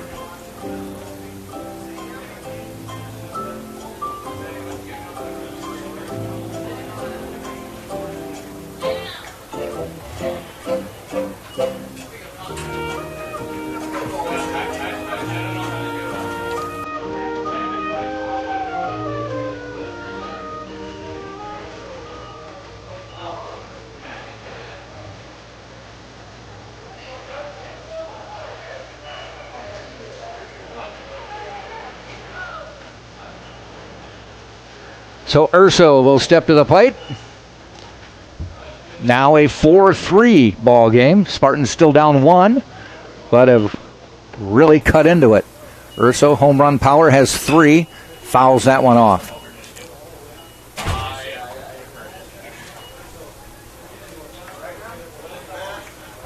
Urso, 3 home runs last weekend. 2 home runs last weekend. His first 2 collegiate home runs. Not necessarily thought of as a power hitter, but he came up with a couple of them, a 3-run shot and a solo shot. Ground ball, base hit. So the Spartans have done just what Mississippi College did in the top of the 4th, 4 base hits in the inning. The only thing left to do is get one more run to tie it up.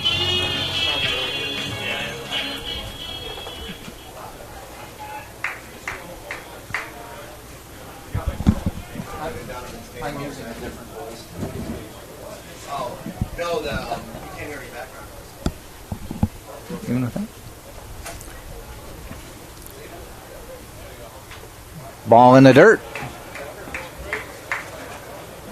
Luke Clancy at the plate.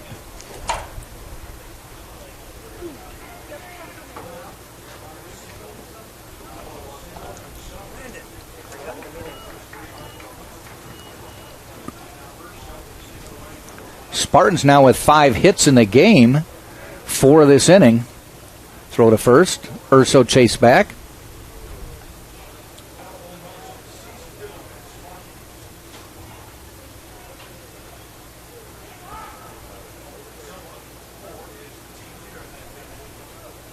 Clancy waits. And the pitch. Ripped out into left field. Is it going to fall? It gets down. Another base hit.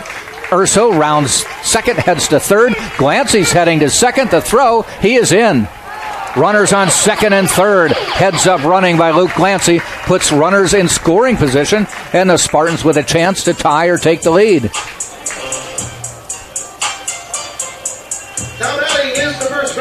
Put that one into left center field.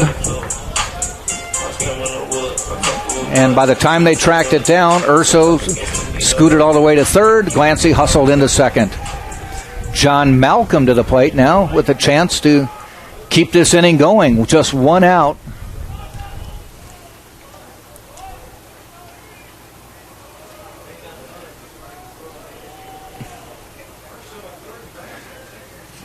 the benefit of having Glancy get second is he takes a force out. And so even if Malcolm hits the ball in the infield, no double play, and chances are Urso could score from third.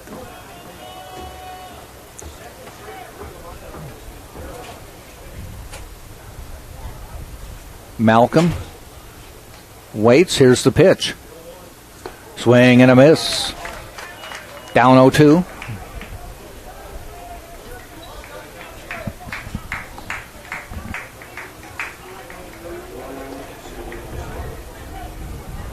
On deck is Winkelmeyer.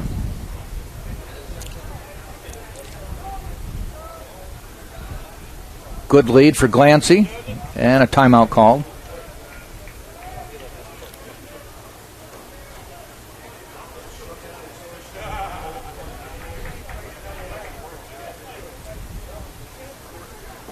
O2 on the way in the dirt, blocked nicely by Priest.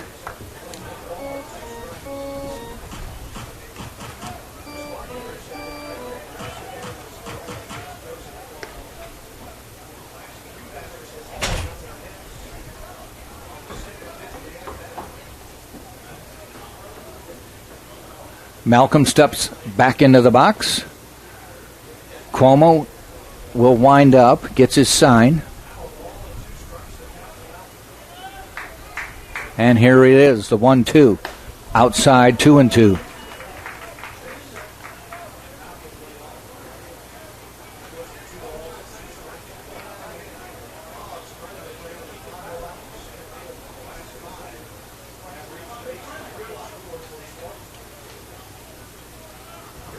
Two on the way. Malcolm swings and fouls it off, stays alive.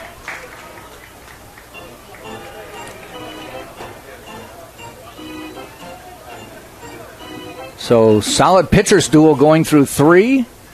Now the hitters have come to life here in the fourth for both teams.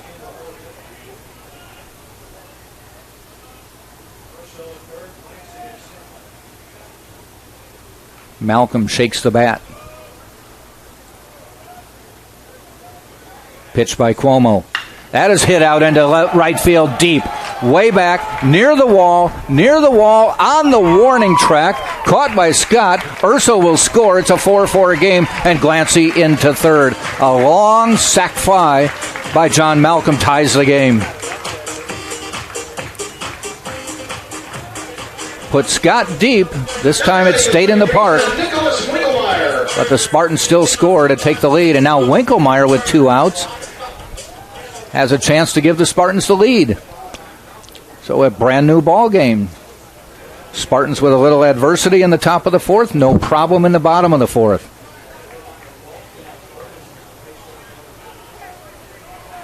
Can Winkelmeyer continue the damage?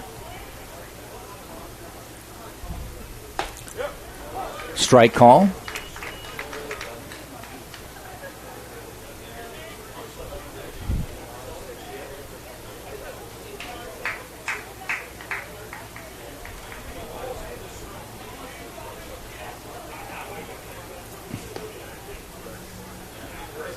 Ground ball gets through. That'll give the Spartans the lead.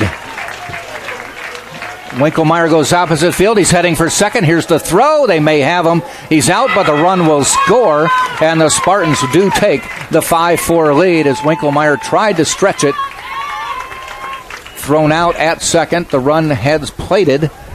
And so the Spartans do come up with 5 runs on 6 hits in the inning. Leave nobody. And we've now played 4 full. Tampa now on top, 5-4, right here on TampaSpartans.tv.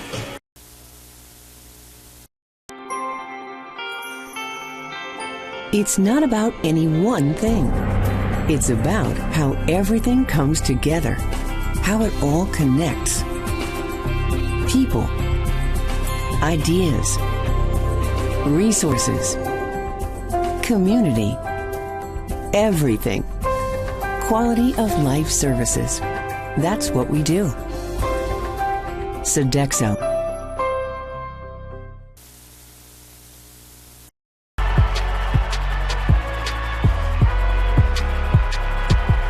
Number 32, Kyle Hornsby.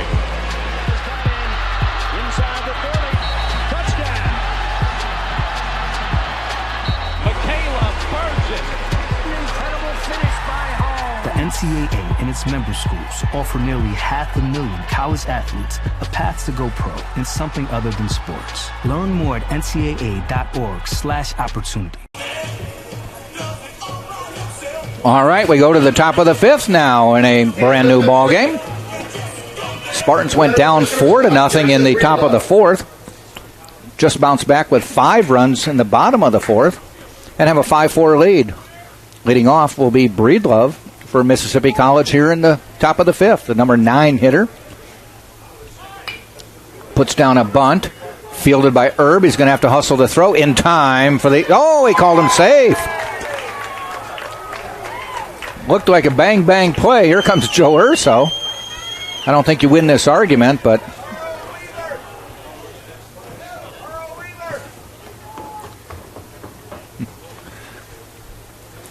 Thought it was a pretty bang-bang play, but the call was safe. A nice bunt because the Spartans were playing back at third. Herb had to field it. Joe Urso, a feudal discussion, unfortunately. So a runner will be on first with nobody out. The second baseman, Lane Willis. We go to the top of the order. Willis, his third at-bat this game, struck out and popped up to short. See how Herb handles the runner getting on. Ground ball going out to Winkelmeyer. Do they have a chance? No, they aren't going to get the force. They get one with Malcolm at first. And Breedlove slides into second with the tying run.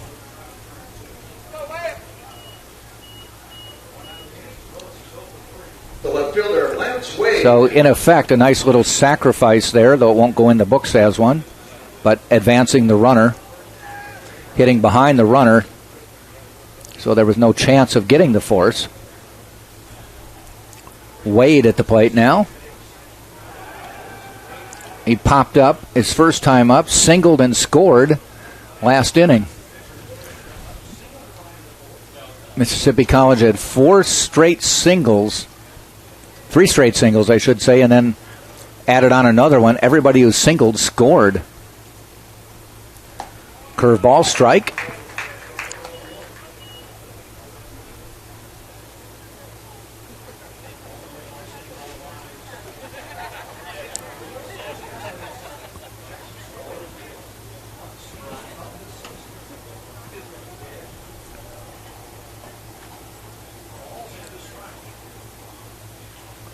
And the pitch.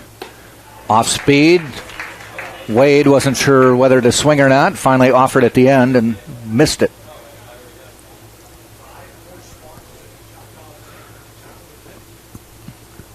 So Herb gets ahead 0-2 to Wade. 1 out here in the fifth.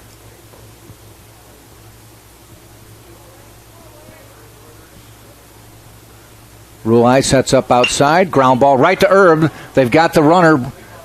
Breedlove cornered, and the throw gets away. He's safe.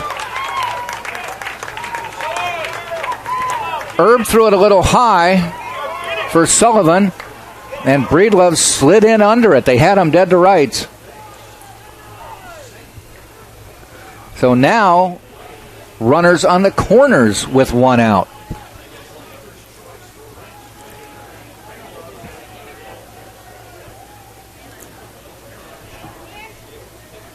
Wade will get on with a fielder's choice because they opted to try for the runner at third, or the runner going to third. And now Scott is at the plate. He singled and scored last inning. The batter is the right fielder, Ken Scott.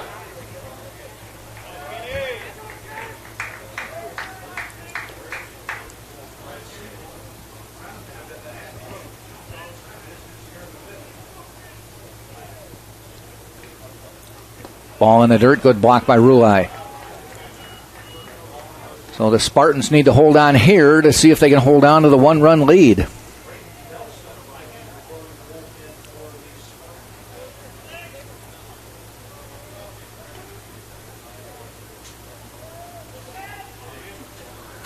Herb The 1-0. Ball high, 2-0.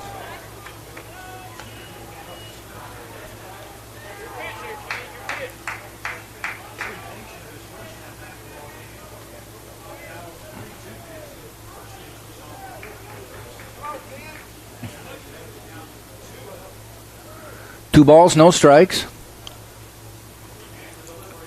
That's a strike.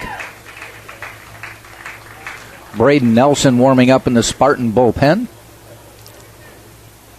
Right-hander, middle reliever.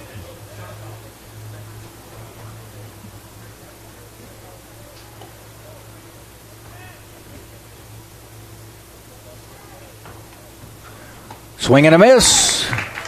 2-1.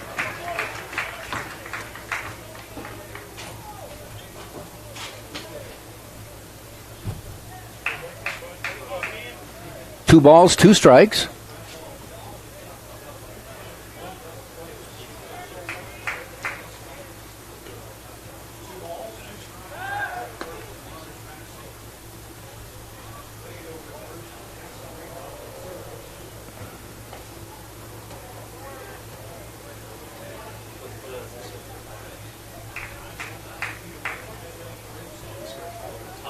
Herb is set.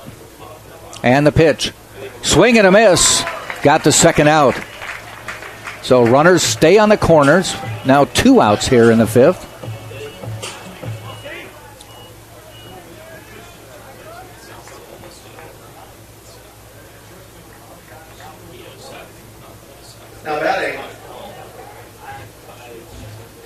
Brings Tigert to the place. He was part of that 4-run 4th inning. Joe Urso coming out, maybe making the change to Braden Nelson. He is.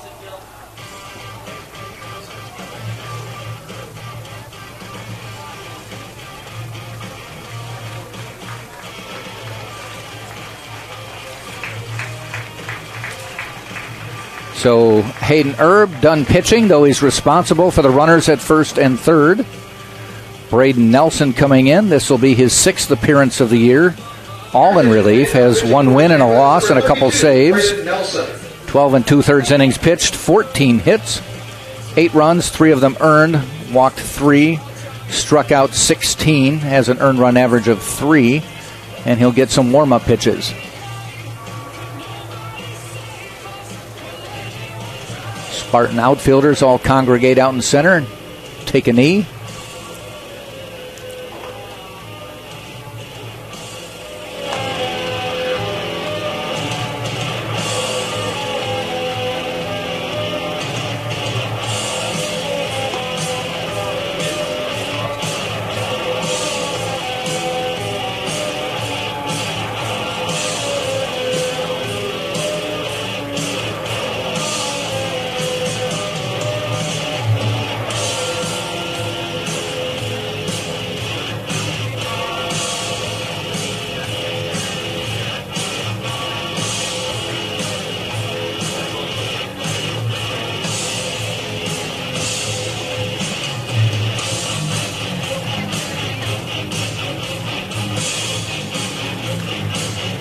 So Breedlove will be on third, Wade on second.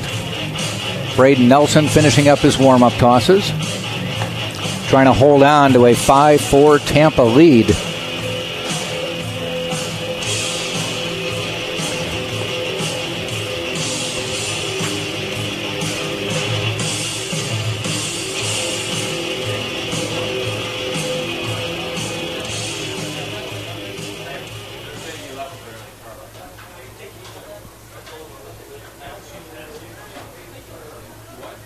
Stepping in will be Tigert.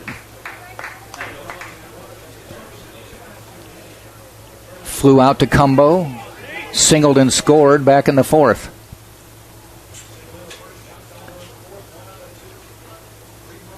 First pitch from Nelson. Swing and a miss, a little late on the swing. Spartans go up 0-1 on the count.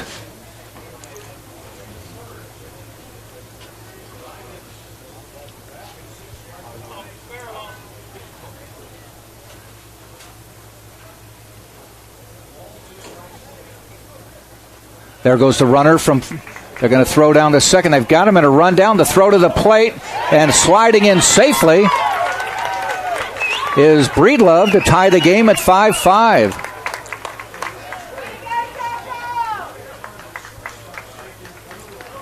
Boy, they almost should have tried to just get him out at second. I thought they might have had him end the inning. But Earhart stepped in and came home, and Breedlove slid ahead of it.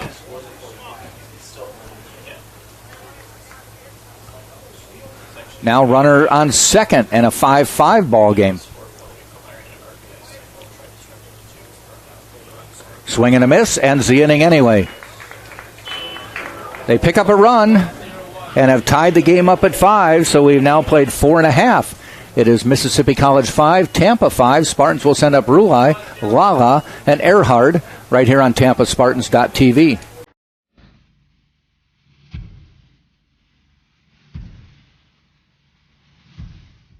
Just another ordinary day at UT.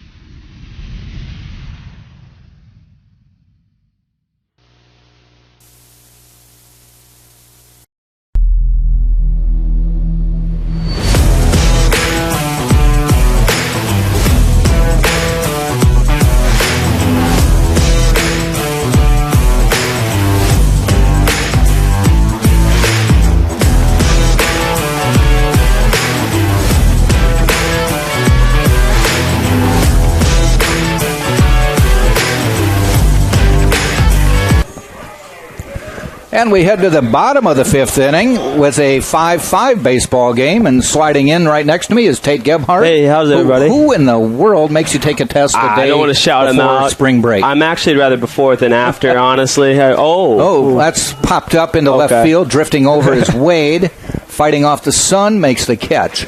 Well, all I know is now, Jack, it's spring break, and all it is baseball and sun, so I'm excited for that. Yeah, but that's every day in Tampa. That's true. Just I don't have to do assignments anymore. True. We've had a close couple of games. The game you were calling the basketball game, it was a close game until Glancy had a grand slam. Opened it up. It was 8-4. We have a tie game here. Pitcher's duel here for 3. Yeah. And then it got sloppy in the 4th. Yeah.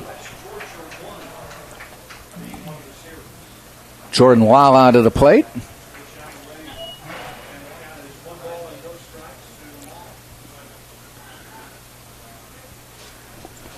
So the Spartans went down 4-0 in the top of the 4th, came back with 5 in the bottom of the 4th. Mississippi College has added 1 here in the 5th to tie it up.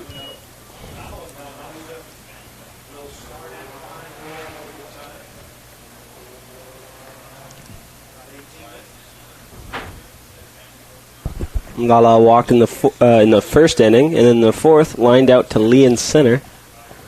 So we'll see what he does right here. Cuomo fires outside.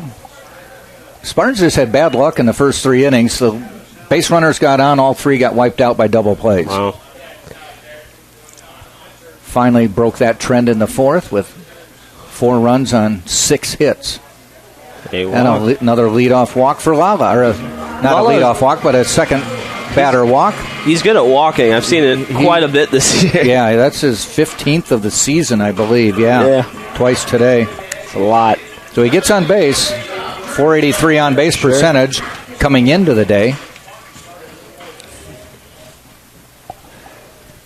like you mentioned, double play in the first for Drew, and then got a hit in the 4th inning and scored a run.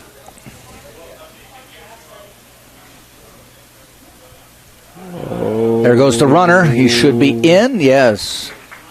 Good jump by Jordan Lala. Drew Earhart started everything for the Spartans in the 4th with a base hit, followed by a base hit from Cumbo, Sullivan, Urso, Glancy, and eventually Winkelmeyer. Runner back in scoring position for Tampa.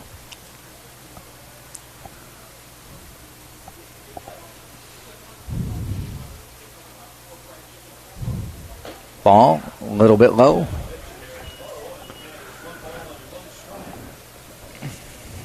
So we're still the only show in town, Jack. I noticed baseball's not starting. They canceled the first 2 weeks of the season. Yep.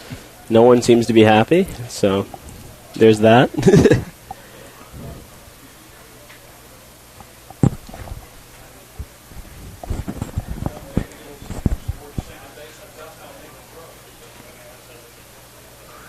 One ball, one strike.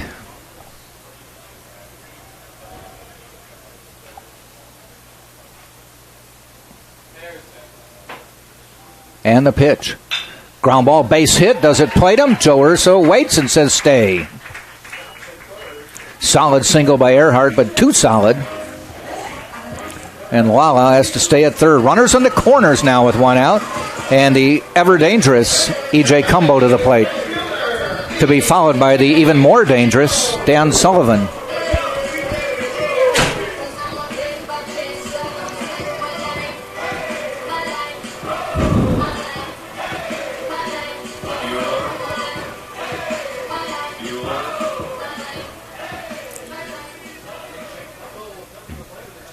Cumbo struck out in the first, and another one of the hit parade, base hit and scored in the 4th. Looks like we'll And we're going to have I don't know if we're going to have the pitching change or just a mound visit. Yep. And he is going to make the pitching change. Dunkin' Donuts call to the bullpen. We'll bring in number 33. Going to bring in David Dunn will be coming in. His 5th appearance of the year, all in relief. 10 2/3 innings pitched, 9 hits, 4 runs, 3 of them earned. He has walked none and struck out 8, and has a 2.53 ERA. Round of applause for Joseph Cuomo. Pitched well today, but Spartans rocked him in the 4th. Any relation to the politician? I didn't get to check. Didn't ask. Yeah. Didn't ask. Right now, I don't know if you admit that. No, yeah, it's true. That's whether you're related to the politician or the broadcaster. The name. Yeah, true. Fair. Fair point. He'd probably go on. Never mind. Yeah, moving on. Nice to meet you. Yep, no baseball, folks, was one thing I wanted to bring up. Unfortunate for everyone involved. No one's winning. It's hurting the sport in the end of the day, but some other fun news. I heard some over at USF. There was a couple commercial shot. Aaron Judge was seen over there. There was Bryce Harper taking in a few games, just trying to get things, kind of like Kevin Kiermaier over here. So they're ready for baseball, folks. We are too, so I'm hoping it comes sometime soon. Did hear a rumor Bryce Harper was flirting with the idea of playing in Japan, and I thought that would be a very interesting thing if baseball didn't solve it out, how that would play out. But This is Sparta!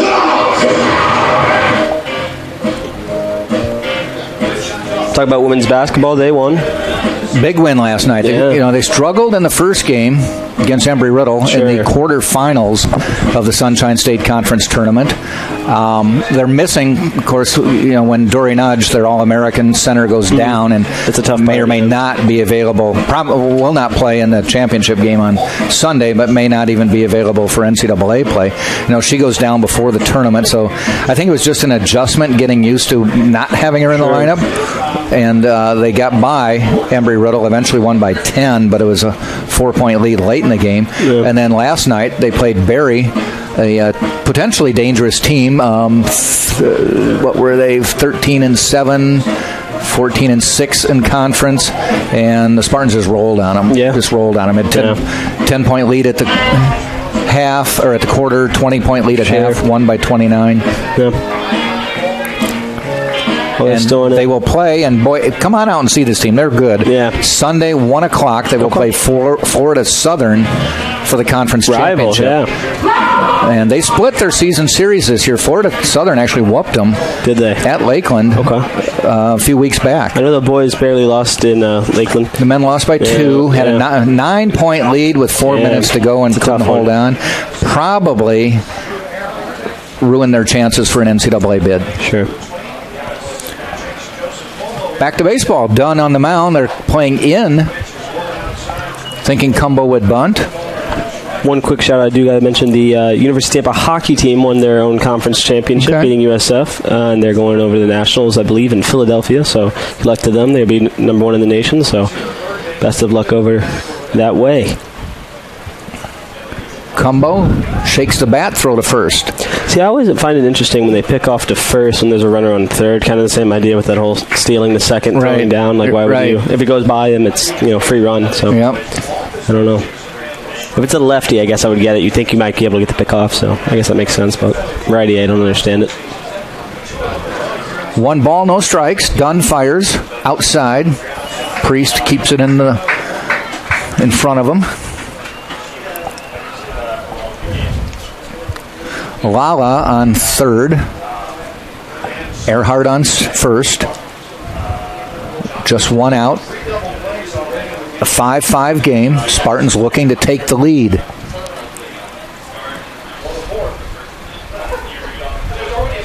The pitch. Cumbo, round shot. No. They might do this 4-6-3. They do another double play. That is the 4th double play of the game for Mississippi College. Every one of them inning ending. That's wow. So the Spartans failed to score. I shouldn't say inning ending. The first 2 were not. The third one ended the inning. But basically they just wiped out Spartan base runners quickly. So we played 5. It is 5-5 right here on TampaSpartans.tv.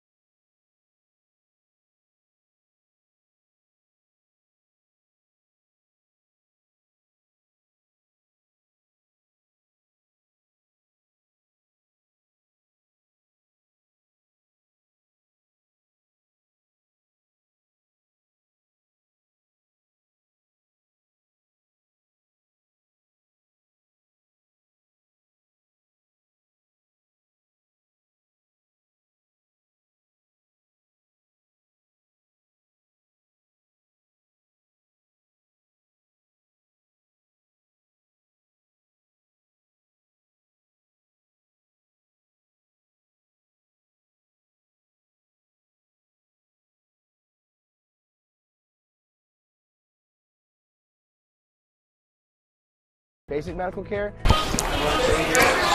Top of the 6th we go in a 5-5 baseball game. Cravassi will lead off, the third baseman. 0 for 2 today. Braden Nelson will get his first full inning of pitching. Came in and took care of the damage, keeping it a 5-5 game last inning. Hayden Erb roughed up for the first time this year.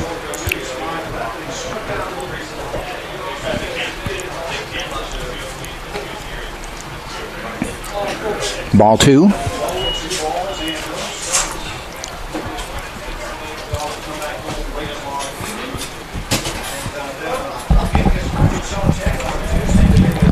Two-0 pitch from Nelson. Swing and a miss. Actually might be tipped foul. Still a strike.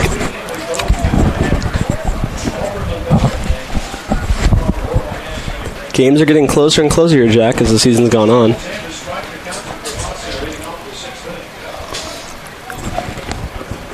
2-1 popped up. Lala backs up, now comes in. Center field makes an easy catch. 1 up, 1 down.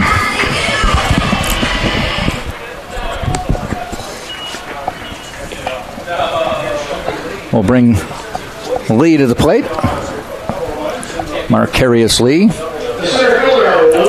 He had a 2 RBI single in the fourth.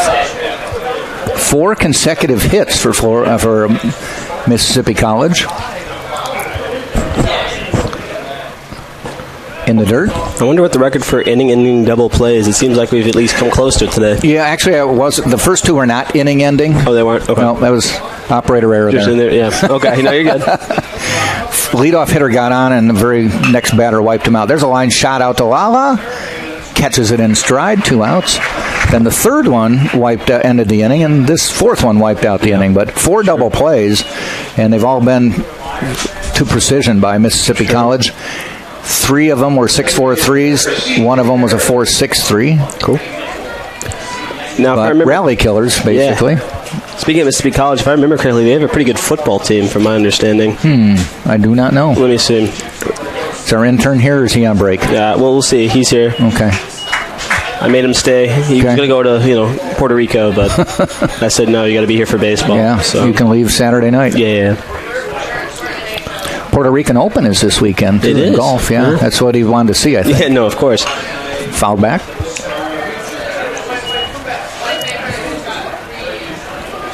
Golf coming to the Tampa area in 2 weekends, the Valspar Classic. Okay, cool. Always a fun tournament out in Palm Harbor.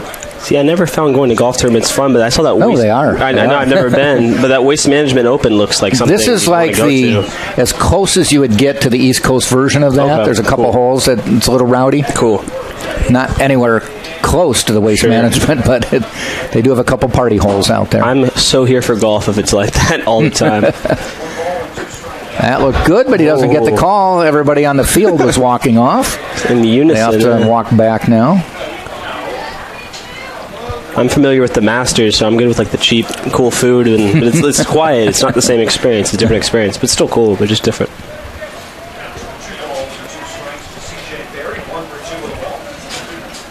Barry with an 2-2 count. Ground ball foul. No, is it foul? Oh, okay. Foul. I thought, I was confused too. I guess it was still fair for a little bit of its journey. So, I know I did show up late here, but Sullivan playing third. Yes. That's a new? Yeah. Malcolm is at first, so they move Sullivan to third. Malcolm had been hitting well, if you remember last weekend. He was 6 for 12. Yeah, he's on the roll. And Jamarcus Lyons not in the lineup, and also Jose Cadenas, which he tweaked something in his leg last weekend. On Not the dive, sure about Jamarcus. Okay. And J.D. Urso DH, as he did last game. Cool. Good to see, good to see. 2-2 on the way. That one ends the inning. Now they can walk off. So, nothing across for Mississippi College. Let's go to the bottom of the 6th. And it's still Tampa 5, Mississippi College 5 on TampaSpartans.tv. This is the University of Tampa.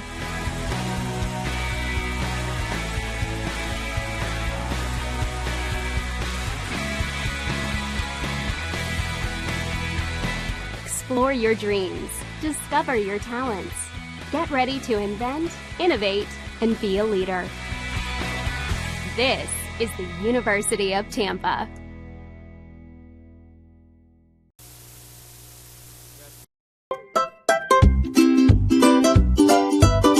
What do you get when you take your favorite food and stuff it inside a pocket of homemade dough? Cooked perfectly until golden brown. It's a mouth-watering empanada from Mr. Empanada. No one makes a better empanada. Take Ted Webb's word for it. Almost as good as my mom used to make. Check out our website for a location near you, MrEmpanada.com. Being a champion takes more than talent, more than the perfect pass, more than using your head. Being a champion takes the spirit to always push harder, the ability to overcome any hurdle, and the fire to be the best. Welcome to Division II. where the pursuit is yours to create. And the question isn't, can you do it? It's, will you? Seem to do well.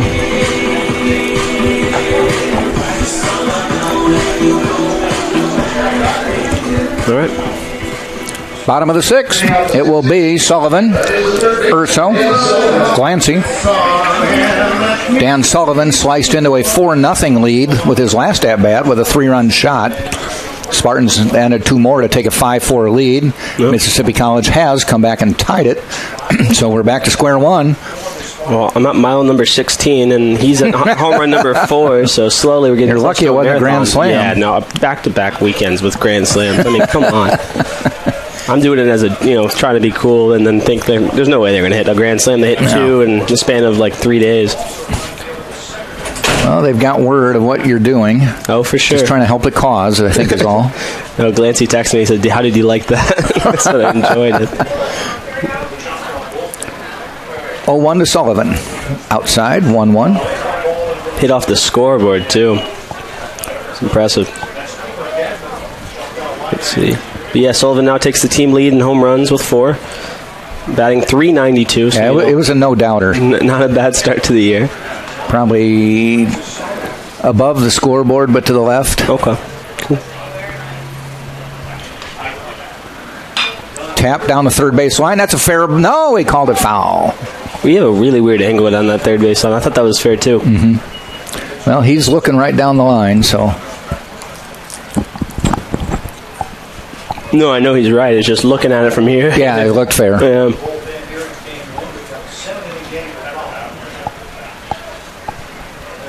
Now, I'm not sure what the call is. Let's say it's bouncing over the base and the third baseman is in fair territory, but touches it with his glove when it's a foul ball. Is it fair because he's in fair territory one of those when he touches it? It's one of those Sports Illustrated kid questions they used to always ask. Yeah. Every week they'd have one of those comparisons, and like you'd have to A, B, C, or D. And or is it foul because it's foul? I think it's fair. I think it's fair if it's your so feet or if you're in fair territory when you touch it. Yeah. It's also over the bag. As long as it had been fair working its way out there. Yeah. If it was foul, then went up, but it doesn't really. Yeah. But if it goes foul, then it goes fair before it goes across the bag. Then it's fair. So swing and a miss. Cool. Sullivan goes down. J.D. Urso, who showed us some power last weekend, steps in. He's responsible for 2 of my miles. He hit 2 3-run home runs last weekend. He won multiple honors. Let me see if I can get... Well, phone's dead, but I believe it was Region Player of the Week.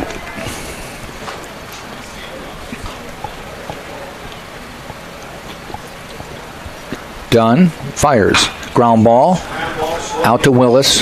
Or Breedlove, I should say, and he throws him out for the second out. Breedlove's been busy out at short. Wait, what you talking about, Willis? What you talking about? Speaking of the devil, Luke Glancy come up to bat next.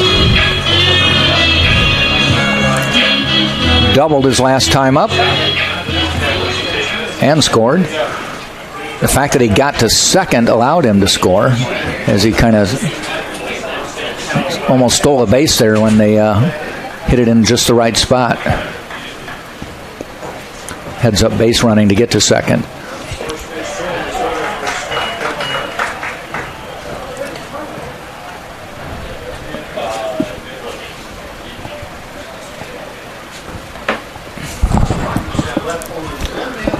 Two outs, nobody on. 1 strike to Glancy.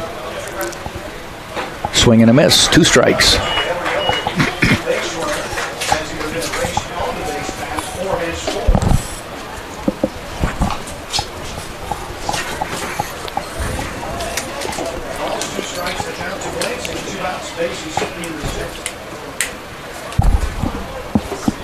.02 on the way from Dunn, a little bit low in the dirt.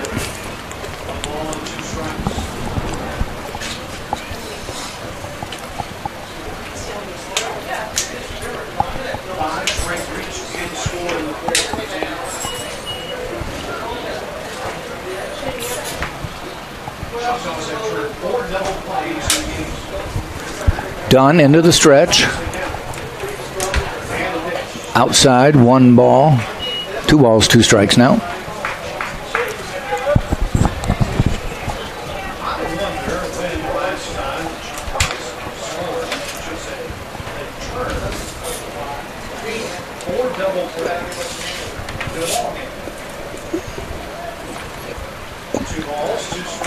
And the pitch. Glancy chops it toward Breedlove, right in front of second base, tosses him out to end the inning. Spartans go 3 up, 3 down. We've now played 6 full innings, 5-5, Tampa and Mississippi College on TampaSpartans.tv.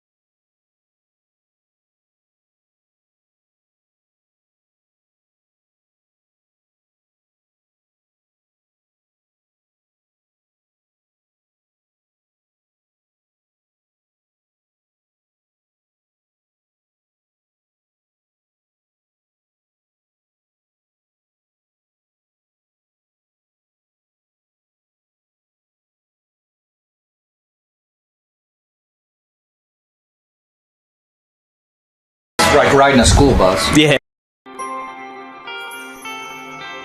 It's not about any one thing. It's about how everything comes together, how it all connects. People, ideas, resources, community. We are cruising along into the 7th inning. Catcher Matt Priest to the plate. Braden Nelson on the mound for the Spartans. 1 1/3 innings pitched so far.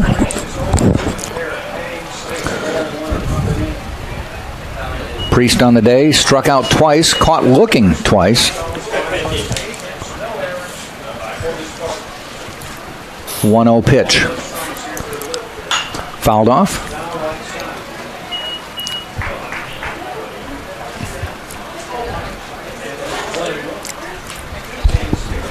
Look like we got some Phillies spring training and minor league fans looking to just find baseball. Yeah.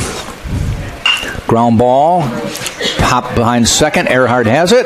Oh, no, it got past him. And Winkelmeyer couldn't make the throw in time. I'm assuming it's going to be a base hit. That should be all the way. Yeah. I didn't see it bounce under Drew's mitt. Must have stayed down. It was like a Houdini trick there for a minute. I was expecting the ball to come out of his hand. It didn't. It would have been close anyway. Yeah. So a leadoff single for Priest. Brings the number 9 hitter Breedlove to the plate. So another base runner for the Choctaws.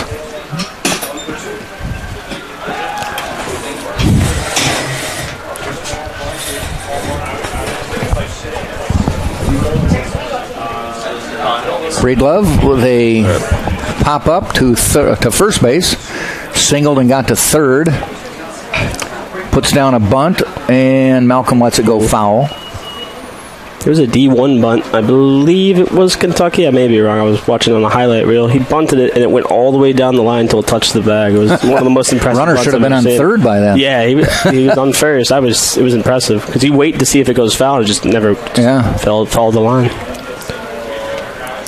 And also, I think D1, they said, bunting down the third baseline, the batting average for all D1 people are .538 at the moment, so it seems to be working out pretty well this year.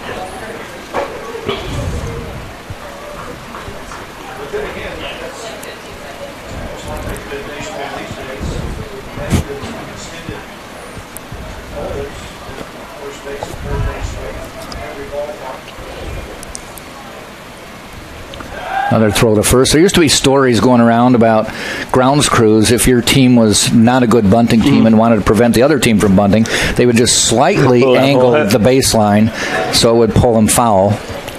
And we were talking about shifts a little earlier in the year, and that was one of the things they can't come to agreement with at the moment. They're talking about if they should allow it or making it illegal. Yeah, that, and I think if I read this correctly, it was widening the bases, so making the bases bigger. I don't know about how much or how much would make a difference, or the reasoning, but that's what it said in the thing. Yeah, I don't know what the logic would be. Neither do I. Swing and a miss.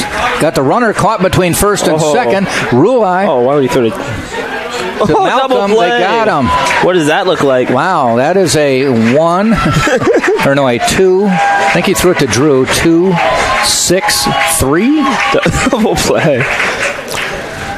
Strikeout. Well, if you're Nelson, you're loving it. Never seen a double play like that before. Strikeout and a runner tossed out. Yeah. I'm sure they've been tossed out like trying to steal, but not stopping halfway is confusing. Somewhat unusual. Brings up Willis to the plate to lead off. Again, he's leadoff hitter, already batting for his 4th time today.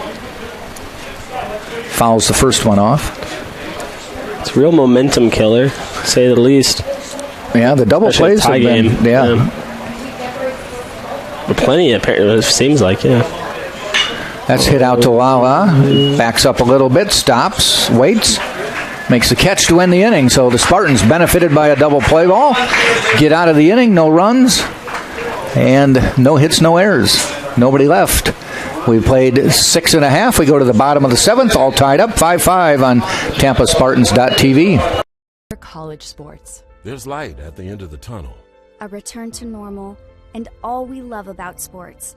You've instilled resilience, focus, and selflessness in us. We've put those lessons to work. We've found strength and unity in each other. You continue to take us places we never imagined. You bring out the best in us. So when we look forward, we see the light at the end of the tunnel. We see a better world for all of us and for college sports. Being a champion takes more than talent, more than the perfect pass, more than using your head. Being a champion takes the spirit to always push harder, the ability to overcome any hurdle, and the fire to be the best. Welcome to Division 2, where the pursuit is yours to create. And the question isn't, can you do it? It's, will you?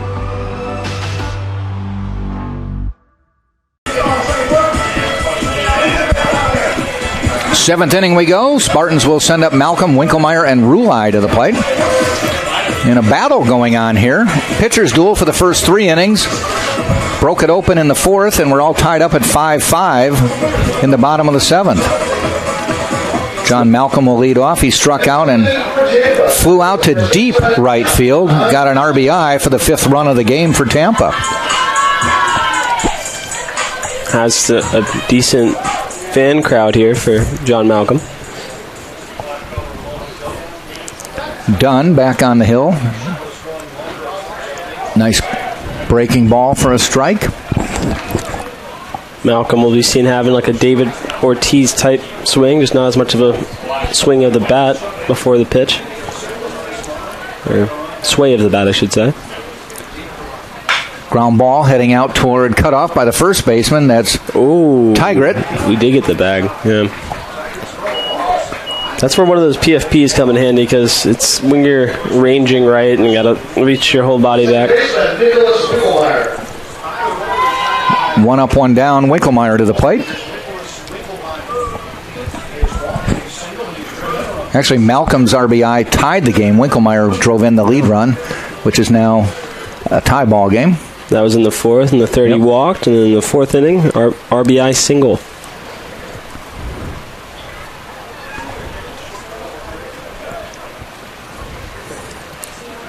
Dunn's pitch. Another starts him off with a breaking ball for a strike.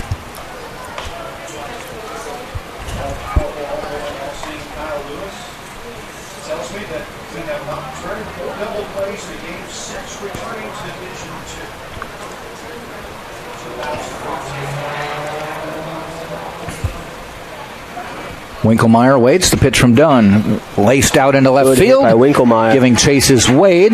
Will Winkelmeyer stay? This time he will stay. He got cut down when he got that RBI base hit going to second, but the run had scored. We'll bring Rulai to the plate. There's a righty warming up in the bullpen for Mississippi College. So, interesting to see. Rulai looking for his first hit of the day. Was in a real slump there. Got a hit last game. So, hoping to break out of that here. Low, nice block by Priest.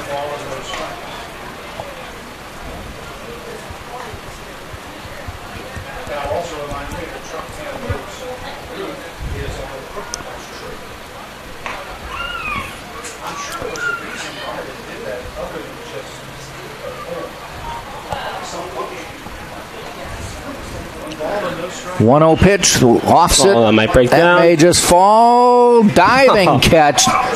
And Rulai is at about 10 to 12 hits this year that have been stolen from him. Yeah. Or hit directly at somebody. Nice dive by Ken Scott to make the play in right field. Good little basket 2 outs. catch. Yeah. Lala to the plate now with Winkelmeyer on first. Lala has walked 2 of his 3 plate appearances and lined out to Lee in center in the 4th, so looking for his first base hit of the day, but has been on base twice.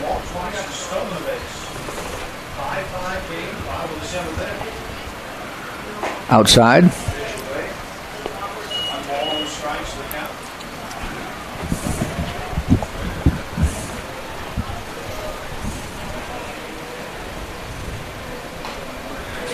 This is game 1 of a doubleheader on Friday.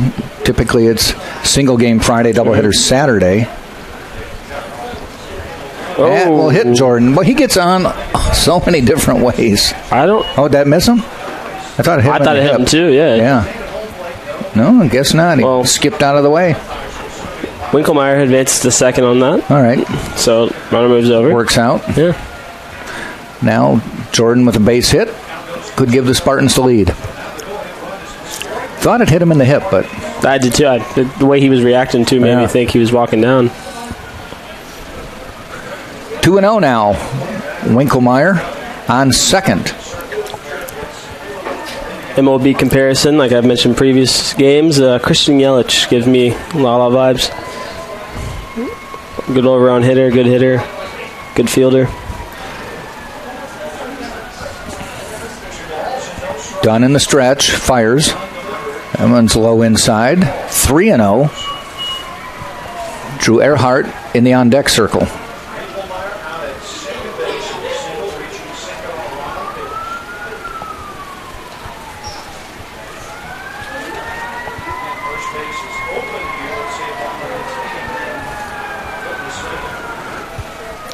.30 delivery. Taking all the way for a call strike. I think he wanted that, but yeah. Probably have to take sign.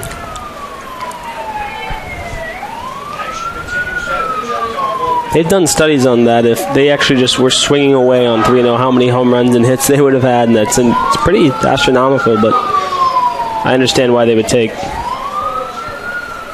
3-1. Walked him. 3 walks today for Jordan Lala. Drew Earhart now with a chance to give the Spartans the lead.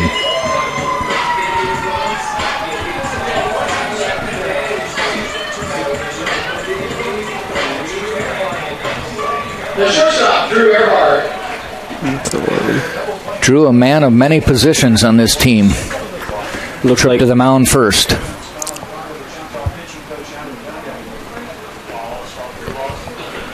Looks like a strategy visit, not a change of pitcher. Well, it's interesting how they do the warm-up. At least when I look down the right field line, they don't seem to have a catcher catching. They're just kind of tossing from one player to another. Not really a, not a wholehearted warm-up yet. Yeah.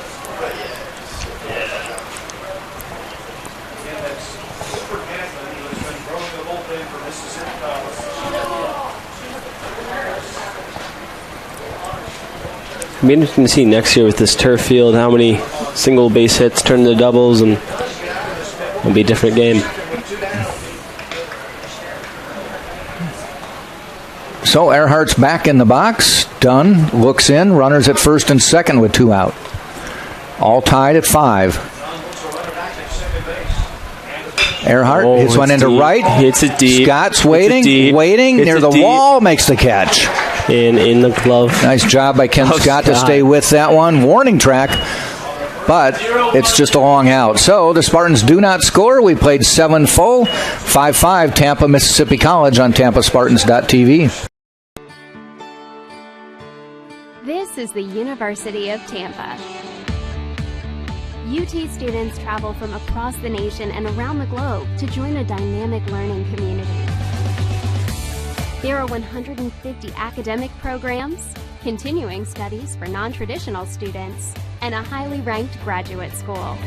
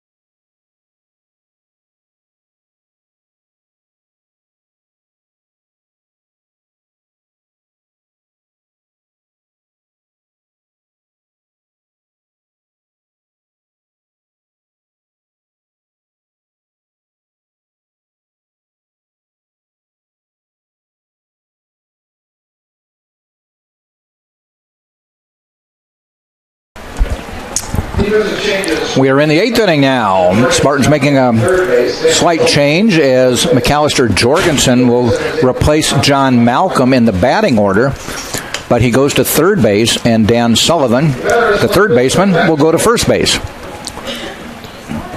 One of the most complete teams in D2. They just can take people out, put them in. It's a pretty interchangeable team. Wade at the plate. Like you always mentioned, Jack, the sun's going to get interesting real quick. Yeah, anything hit fairly high in the air will be a problem in left. And right, you have full shade, and if you're receiving the ball as a hitter, you're going to see shade than sun.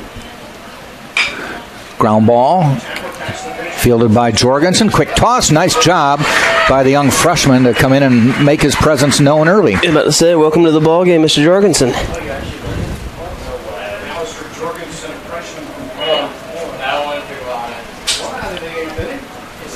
Ken Scott to the plate.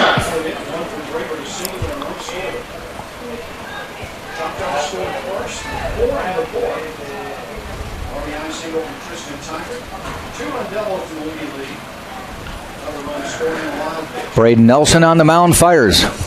Swing and a miss.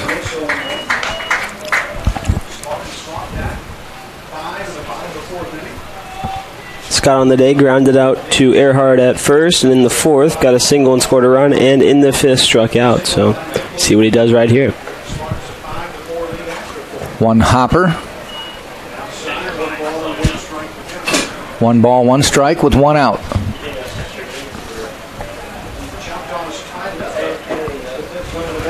Spartans 14-1 on the year with a 13-game winning streak. Mississippi College 5-10. And there's a base hit for Scott as the Choctaws are giving Tampa everything it can handle today. Well, when you're top in the nation, everyone comes in prepared to try to take you down. So no matter what your record, it's always an interesting one. Did notice Bridgeport when we did play them only played, I believe, that was their 5th game. So yeah, they're starting up a little north, there, I guess. Yeah. They were happy to be outside. Yeah, that's for sure. Tigret, the first baseman. There's a throw to first. Scott seeming to do the quick twitch movements. I don't know if that's just to get the attention of Nelson, or we may see a stolen opportunity here. Let's see. He hasn't attempted any. No. They certainly think he's a threat. That's Spartans have picked off 2 runners this year, so something interesting incoming, folks.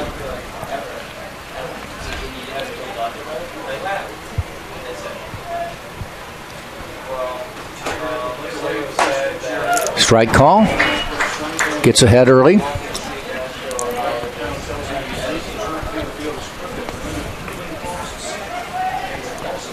Cravassi on deck.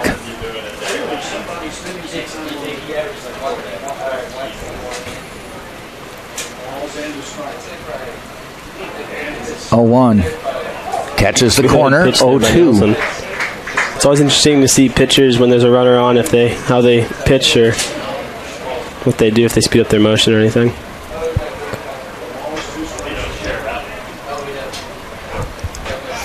Batter's box again bathed in sunlight. The mound in shade. Sets up outside. Almost thought Scott was going there. Get a good fake. Even got me.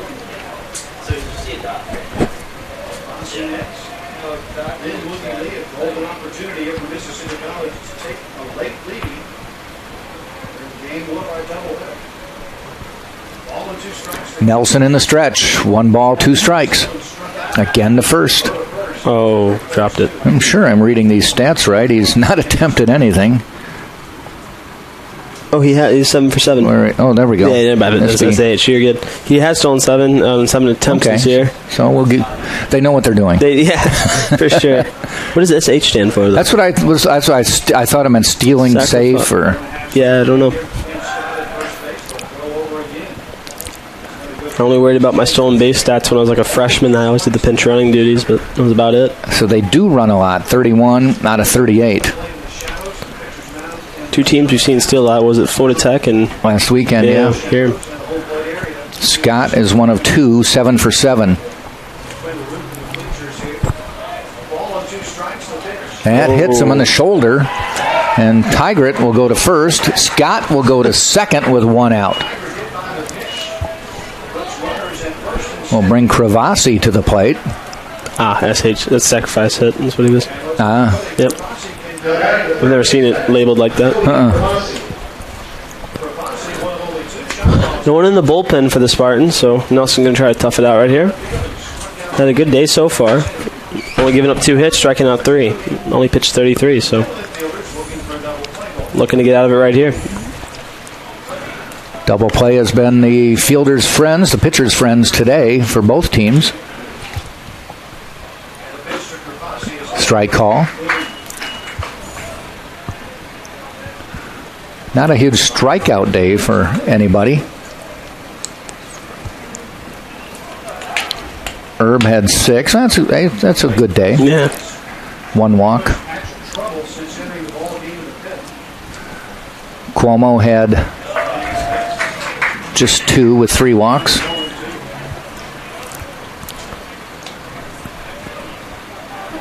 Neither pitcher, I believe, getting the loss because of Herb. They come in tied games. Nobody can get the win. Yeah, who started. So no decision. No decision for either starter. Right now it's Nelson or Dunn. 0-2 pitch. Swing and a miss. Gets away. Runners do advance. 2 outs now. Runners on second and third. So Mississippi College keeping the pressure on. Brings Lee to the plate. Now those wouldn't count as stolen bases, I would imagine, right? That would be because of the... I'm not sure. Yeah. Let's see what they chalk it up here. I don't think he... No, they say on a pass ball. Okay, yeah. Because I don't think I thought he might have been going. He might have faked a steal. Sam Militello going to come out for a second. No one's warming up, so I'm assuming this will just be a nice little talk about how they plan on getting out of this inning. Or this top of the inning, I should say.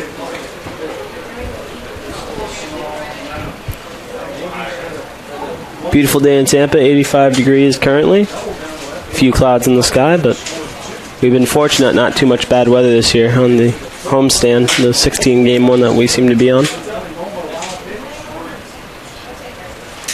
We do play here tomorrow at 1, folks, and then Monday and Tuesday wraps up the homestand. You won't hear from us from a little bit. the Nova Southern or Southeastern game will be during that weekend on the road. Yeah, that will be between. You'll two be gone Monday, Tuesday, right? No, I'm here Monday, Tuesday. I leave okay. Wednesday. Yeah. So I booked my flight. I will be here Wednesday, but fortunately, probably will miss the first game. At least watching it on TV. Or on, I'm assuming they're broadcasting. Yep. Station. They all do streaming. Yep. That will be definitely a powerhouse between two big D2 schools, so you don't want to miss that one, folks. Little discussion going on between the umpire and the head coach. I believe. I don't see anybody. Yep. They are okay. Barry came up and now is walking back. I believe he said 10. Brings up number 10 into the lineup. That is Caleb Reese. Boister City. Batting .353 on the year. Louisiana. He's got played 9 games. Had started all 9 that he's gotten in, though they played 15 games. 34 at-bats, 12 hits, 9 runs, 3 doubles, a couple home runs. So he's got some power. Yeah. Coming in a big moment. Bases are loaded. Hear a little chatter going on. I think that's Mississippi College dugout. Can hear him from up here. Huge moment here in the ballgame, folks. Bases loaded. Nelson with the opportunity to get out of it. Let's see what happens. Pitch to Reese. And he lofts one. Does Cumbo have room? He does. Waits. He gets out of it. Ends the inning. One pitch. Out of way, Nelson. 1 out. And we preserve the 5-5 tie. So we played now 7.5. Still tied at 5s. Tampa and Mississippi College on TampaSpartans.tv.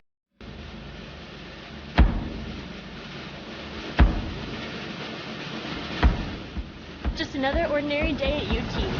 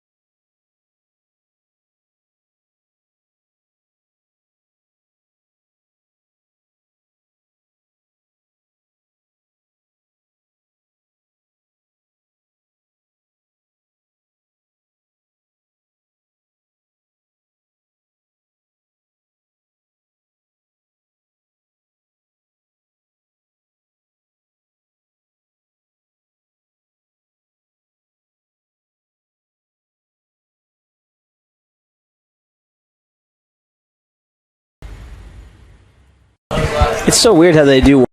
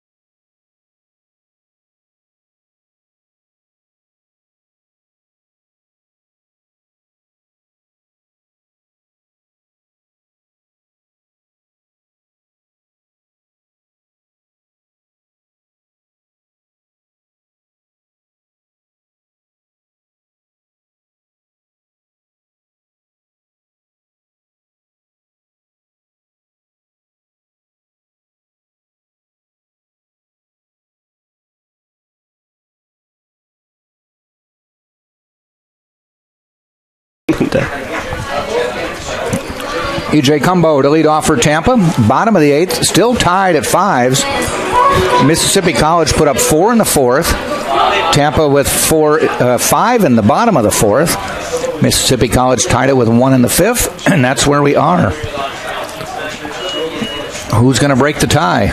It's also interesting when they're going to get the at-bats because of the, again, like with the sun, if later in the inning, how it's going to work. But, yeah, you want Cumbo up right here, right now, for sure.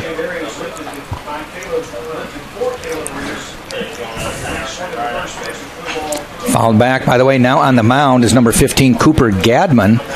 This is his 5th appearance of the year. Take that back, his 4th appearance of the year. Has 3 1/3 innings pitched, 4 hits, 4 runs, all earned. Walked 3 and struck out 1. ERA right now of 10.8. Ball high. 1-2 now. I know you guys can't see the flag from where you are with the stationary camera, but there is no wind from the looks of it. So take all of Cumbo's strength if he wants to hit one out. Ground ball foul.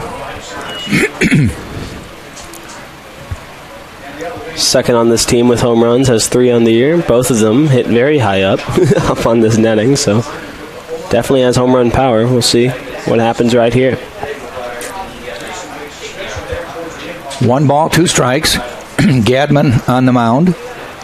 And the pitch. Cumbo check swing. And it's a ball. 2-2.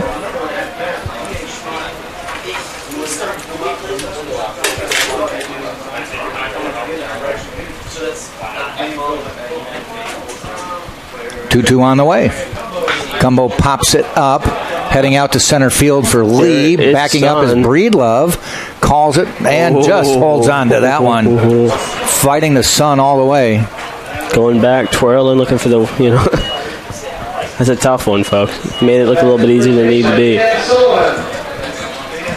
There was really not a good angle to come in on that one with the sun up there.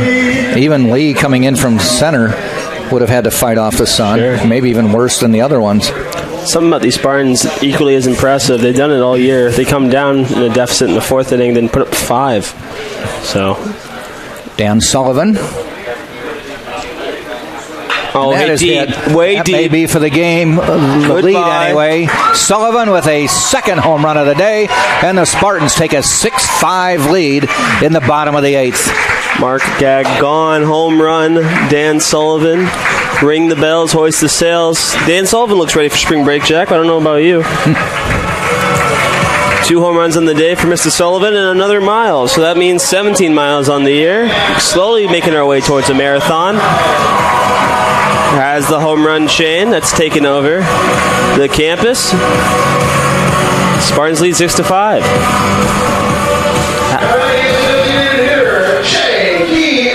Brings up Urso to the plate.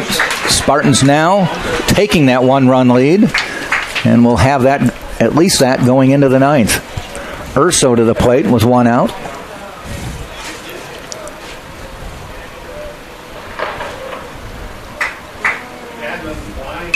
Popped up, out of play. Boy, Sullivan just turned on that one right down the right field line. Like I said, tie a ball game down the line. You want these 3 up for sure. Cumbo, Sullivan, and Urso. One of them is going to have the power to hit it out. He also did leave one right down the middle. Sullivan turned on it, and here we are. Ground ball up the middle, fielded by Breedlove. The throw in time, 2 outs.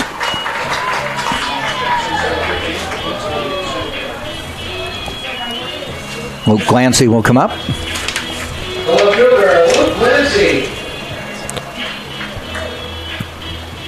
He's 1 for 3 on the day.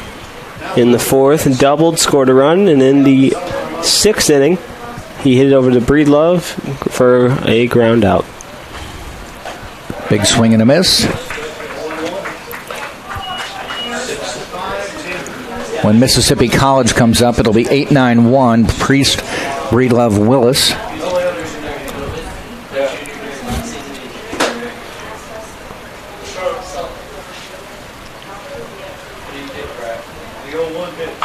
Ground ball heading out toward Breedlove. Fields it again. Throws in time. Will go to the 9th with the Spartans holding on to a 1-run lead thanks to another Dan Sullivan home run. Tampa leads at 6-5. We'll be back for the 9th right here on TampaSpartans.tv. This is the University of Tampa.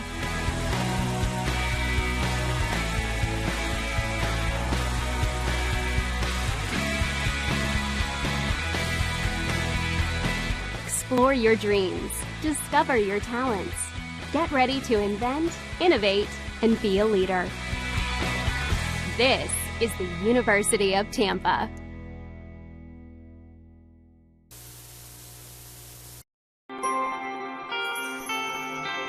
It's not about any one thing. It's about how everything comes together, how it all connects. People, ideas, resources, community, everything. Quality of life services. That's what we do. Sodexo.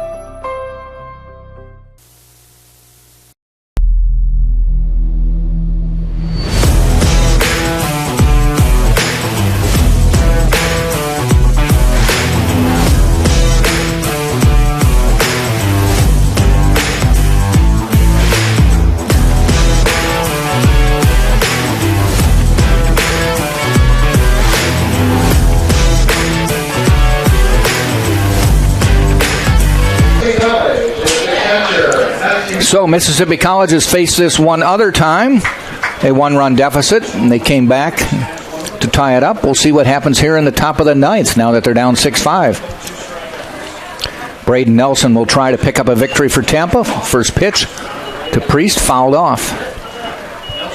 Dan Sullivan's second home run of the game. This one slapped down the right field line, gives the Spartans the 6-5 lead in a game they once trailed 4-0.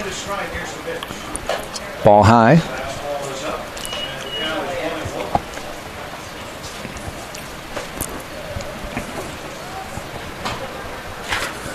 Second game about 30 minutes after the conclusion of this one. It's scheduled at 6. Never works out. Ground ball. Good there. Jorgensen, nice throw. One up, one down. So McAllister Jorgensen's had to make a couple plays since coming in as a defensive replacement. Now batting the shortstop, Jackson Breedlove. Breedlove to the plate.